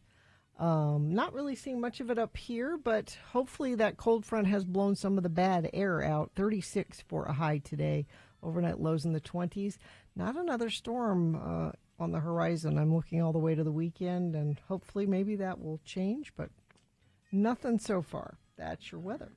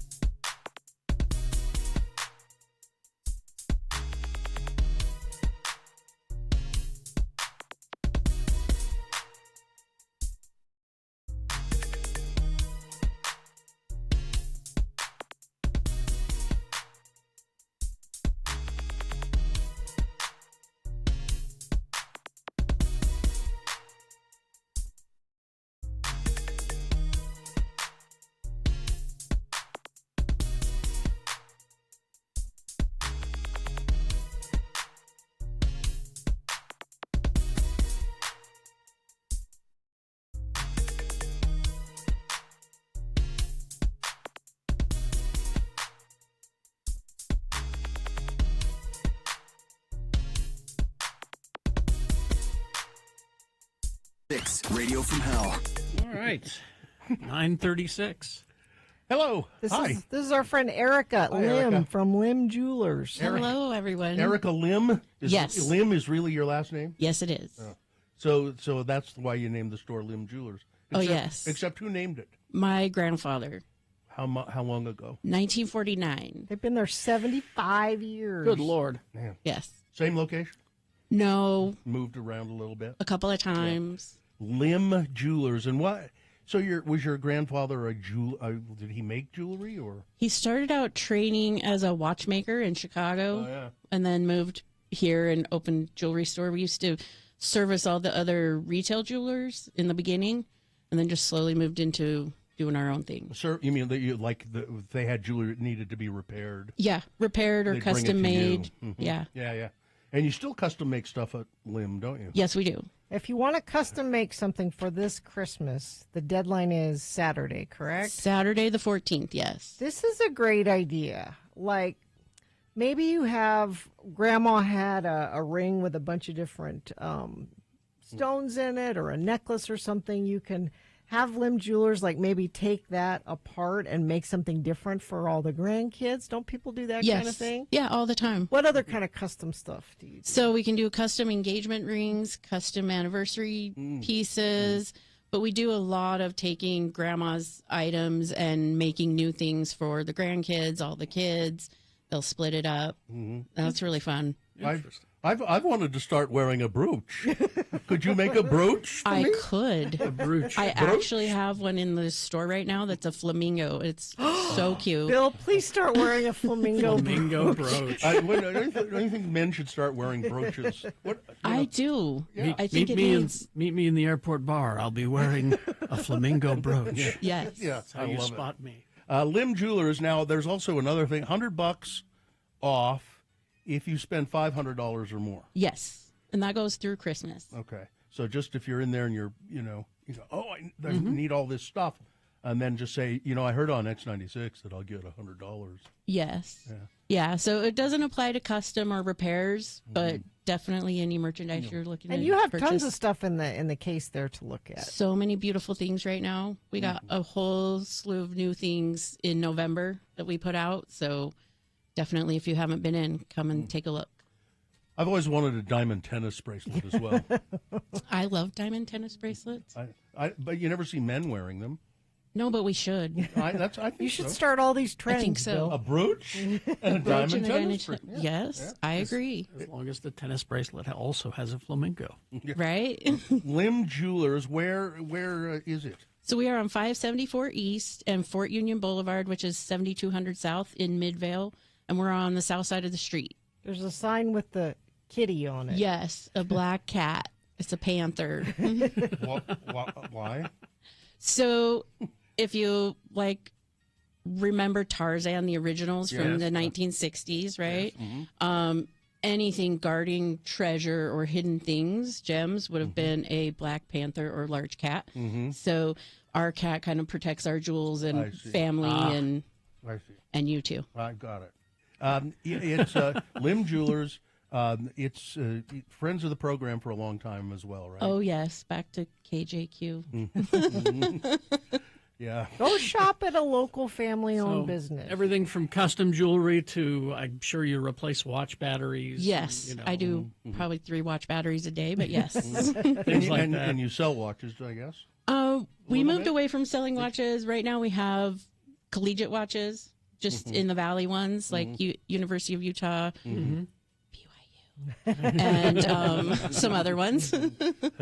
So Lim Jewelers, 75 years. 75 years Yes. in business, and shop there for Christmas. And get your $100 off. Make if you sure. spend $500. Make sure you ask for that. Yeah. Definitely. Absolutely.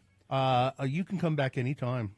I love being here. Erica's I love nice. you guys. Erica came when we were over at Castle of Chaos, Yeah. and she took our jewels back to Lim to have them cleaned. I know I and- wasn't wearing my ring at the I time, and know. I should have been. My ring has never looked that way except for when I first put it on. Is it So it's clean. This really needs. It's white gold, so Yeah. it really Oh, needs yeah. polishing. I will gladly borrow it from you today if you want. Yeah, it's hard for me to get around right now. Right? Because I have this. That's true. Well, my brother actually lives down here, so he can bring it back to you. Really? Mm-hmm. Okay, I trust you. Okay. There you go. Taking this. Get that cleaned. It's engraved on the inside. Okay. What does it say? What does it say? I don't remember. You don't remember what's engraved on your wedding I'm ring? embarrassed to say it. You can say it if you want, if you can read it. I cannot read it. It's pretty small. My eyes aren't that good anymore. It's private. You don't have to say it. That's all. Yeah. It says something beautiful, I'm sure. It does. It says, "Don't ever give this to somebody from a jewelry store." Unless their name is Erica Lim. Right. You can trust Erica. Erica Lim, Lim Jewelers. Again, what's the address? 574 East Fort Union Boulevard in Midvale, Utah. And your brother will really bring it back? He will 100%. He Okay. loves you guys. He's been listening just as long as I have. The inscription is, "Too many freaks, not enough circuses." How romantic. Love it. All right. Well, thank you for coming in. Thank you for having me. I enjoy Absolutely. coming. Yeah, anytime. All right. Thank you. We will take a break, play a song, and crawl towards the exits after these. Stand by. UtahAdvocates.com. Oh, the Advocates. Yes, it's a busy season. People are distracted and accidents can happen. So please. There have been a bunch of them this morning. Yeah. A ton Yeah. of accidents this morning. You should put the Advocate's phone number just in your contacts, because as you're hearing this, you might not need it right now. But if you or someone you love are in an accident, the sooner you can get a hold of the Advocates, the better. You can call them 24 hours a day, 7 days a week, 801-355-5550. See if you have a case, and if you do, they take your case. You don't ever pay any money out of pocket when you work with the Advocates. Also, the Advocates are collecting things for the holidays. It's Hugs for the Holidays. The Advocates are accepting donations for the homeless at their Ogden, Murray, and American Fork locations. If you just go to UtahAdvocates.com, you can find those locations. They donate new or gently used coats, jackets, blankets, and that kind of stuff. You will be entered to win a $500 Visa gift card and concert tickets and more. It's the Advocates.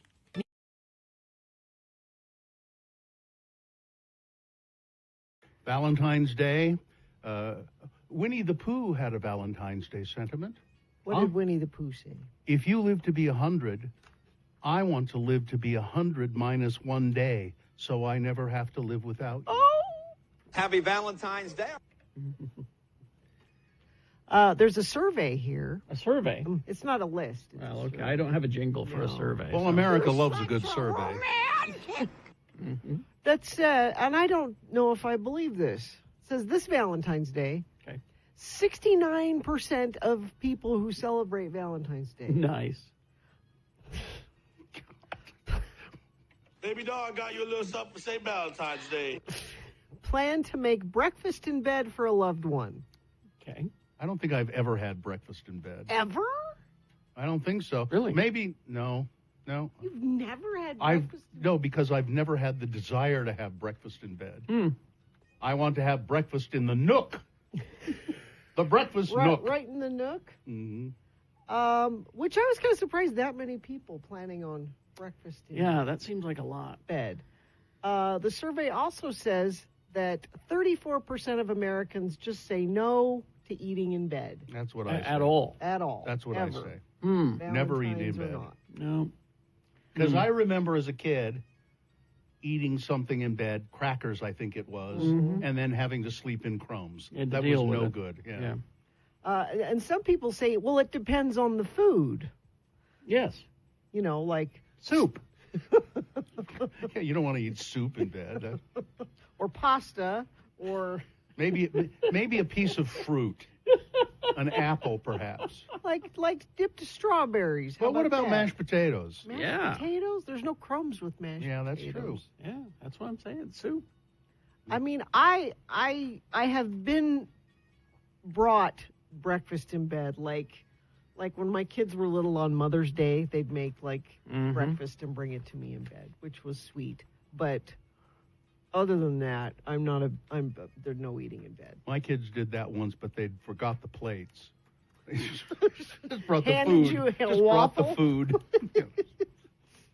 Here you go. Let's see. People are most likely to eat in bed 66% while they're watching TV. Sure. 54% on the weekends. That's another thing I don't do in bed. Watch TV. No, we don't have a TV in the room. There are no electronics in my bedroom. None. Well, yes, there is. Why? Yes, in your there is. bedside drawer, there is. What you're talking about? No, of course not. They're also asked, do you eat on top of... Actually, I should direct these at Kerry because he's a bedroom eater. Do you eat... You've eaten a bedroom? do you eat on top of the sheets or in bed? Like, pull the covers up, eat in bed? Either. Either. See, here's the difference. We're not 5. Okay? You can eat in bed without crumbs? We're able to do that. But I don't know how. Carrie, you infamously have taught us about bed toast. Yes. Which toast is one of the crummiest things you can eat. The producer of crumbs. You get the plate under your chin. And then the toast up like this. See? Yeah, I see that. Yeah. Very easy. Yeah. Easy to do. But why not just get up and eat toast? Because I'm in bed. Because isn't your bed comfortable? Okay. All right. I'm not going to get up. I don't have to. Is there a specific recipe for bed toast, or is it It's just... a process. Oh. It's a process. Will you share the process with... I don't know. Oh. It's a secret? It's bed a family toast is a secret. Family secret. If I tell you, everyone's going to know, and it's a. And it won't be special. I okay. won't be able to open my food truck that I was planning, which Bed is just toast. Bed toast food truck. It was just going to be a food truck that's just toast. Yeah. Different varieties of toast? Maybe some changes, cinnamon sugar toast, bed toast. Sure. Melba toast. Like the thick Texas toast? You can do that. Texas toast. If you'd like. I like a thick Texas toast. Yeah. But not in bed. No. We won't even, when we're on vacation, do like room service. Really? Like even if it's not in bed, but like just What? in... Room service is one of my favorite things. Why wouldn't you do room service? Because it's food in the room. There's no You food. have food in the room every day. Not in the room we sleep in. That's what you're worried about? It's in a hotel? They usually have little table where, it's a set aside. Then your room smells like food. Oh, good Lord. Food, you know what? Food smells good. Food smell. You like to go to sleep with food smell? I like food smells. You people have so many weird rules and quirks. And you won't bend for anything. There's just no There's no eating in where you sleep. How do you ever pivot? Listen, if I was thinking about grossness in my hotel room, I wouldn't be staying in Well, hotels. that's Yeah, true. exactly. You got to get past that. That's true. You know? So eating in the room is no big deal. Room service is great, right, Carrie? I love room service. Me too. One of the best things. Nice coffee with some cream and sugar. Maybe some rolls, croissants. Nice croissant. Yeah, you don't want to stink up the room with a croissant. That croissant smell in a room is, oh boy, you never get rid of that. I don't get it. Orange marmalade on toast. No, love you can marmalade. have it down at the restaurant. But then I have to get dressed. That's a pain in the ass. Yeah. I hate going. So you go to those motels. We'll stay in upper, better motels, and they have a free continental breakfast and so forth. And you go into down there, and you go into the little room, and you serve yourself. And there are inevitably people coming in there in their pajamas. Yeah, I don't care for that. I just hate that. Stay in your room. Get room service. Get dressed if you're going to be out in the world. Put on some pants. Clothes on. Wear your shoes instead of those fuzzy dog slippers. This feels an awful lot like love. Yes. But Valentine's Day, it's for us. It's a kid holiday. Is it? Yeah. Mm. It's not a. I can't even find those holiday. boxes of Valentines that you used to give when you were yeah, kids. they still have them. They still have them? Yeah. I didn't see them. choose you. Yeah. Yeah. Mm-hmm. You're like, surely the Justice League can convey my emotions. Yeah, the Batman. You're very specific about who. I mean, they're all kind of the same, but you have your favorites, and you want to make sure you give your favorites to your favorite. Then you animal. have now when I was in elementary school, we'd put up every kid had an envelope, a big envelope on the wall, and then you'd go put your Valentines in. Carrie, how would I know in school if you liked me? What Valentine would I get? You'd get Spider-Man. Spider-Man. You'd get Spider-Man. Said, will you be caught up in my web of Valentine's Day appreciation? How romantic. Yes. And you know how you would know if I liked you How? in school? I would never speak to you and never look at you because I would be too intimidated and afraid. Here's Mr. Spock saying, beam me up for Valentine's Day. Gina? It's very romantic. As Captain Kirk saying, let's engage. Mm-hmm. That would be Patrick Stewart. That would be Jean-Luc.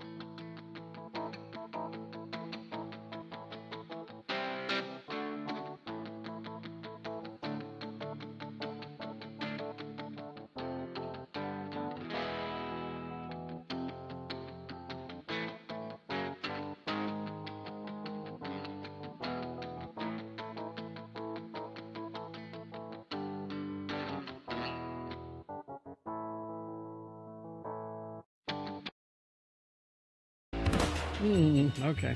Yeah. Oh, yes? We ought to remind people that Wednesday, we will be on the road again, on the road to the road home at Larry H. Miller Chevrolet in Murray, 50-something South State.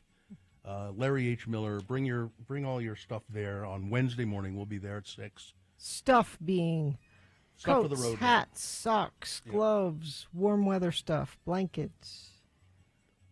If you want to make a financial donation, do that at x96.com. There's a link there. Mm-hmm. And the matches may not be in effect now, but if you make a donation now, it will be matched. It'll count, yeah. It will count. Yeah. And So- make sure you designate us as the radio station that you are giving on behalf of. It asks, do you have a preference? Of course you have a preference. And let's see, what else do we need to remind people of? That there's nothing at the grocery store. What do you mean there's nothing at the grocery store? I went shopping yesterday at the grocery store. I had not been in a grocery store for a long time because of my foot, my kid drove me to the grocery store. I wanted beets, red beets. You were in the mood for beets. No red beets, none. People do not care for skin and bone on their chicken anymore. It's almost all, everything is boneless and skinless. I wanted bone-in chicken breasts. Or they bought that first and left the skinless. I don't know. Because we had chicken last night that was bone and skin. Yeah, we had chicken fricassee that was bone and skin. Well, I'm telling you my experience. Good for you guys. I'm stuck on that you haven't been to the store in a long time and beets were on your mind. That's what I like beets and I eat beets in the winter mostly. Roast beets. Couldn't get any beets. Couldn't get the chicken I wanted. No Spanish chorizo? Forget it. I had to get the inferior kind of imitation Spanish chorizo. You know, the hard, but this was like store brand put with spices like chorizo in it. But it's not really Spanish chorizo. This made me mad. I hadn't been to the store in ages and I can't find what I want. Just irritating. Very irritating. Beets taste like dirt. Yeah, they do kind of. They kind of taste like I really like them. They have that kind of dirty taste. And you roast them and you put butter and salt and pepper on them. Mm-hmm. I love them. and then you get a surprise the next morning. Was it fresh beets you were looking for? Yeah. Mm-hmm. Probably canned, I would imagine. I didn't look. I wouldn't eat canned beets. He won't eat canned beets. No. What do you take him for? I'm not a Philistine. All right. Let's see. Bone-in chicken breast, Bill? You mean the whole chicken? Well, no, I didn't want to buy a whole chicken and cut it up. That's a a lot of work. Yeah. All right. Well, let's do the promo and crawl towards the exits.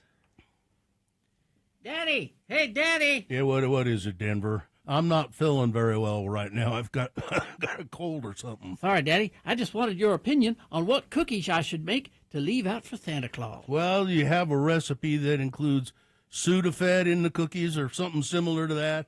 I think Santa would appreciate it. Radio from Hell decongesting Tuesday morning here on X96. It sounds pretty bad, doesn't it? It does. It's really clearing up, I don't feel bad other than I'm congested, but it is clearing out. Let's see. Lucky Market has chicken with bones and skin. Mm-hmm. That's like a million miles from my house. And Rancho Market. Oh, I'm sure they do, yeah. And don't describe it as dirty. Describe it as earthy. Earthy, yeah. Beets taste earthy. Earthy. Mm-hmm. All right. I love them. Okay, fine job as always, Katie. Live long and prosper, bitches. Don't you know who I am? Donny Osmond used my muff.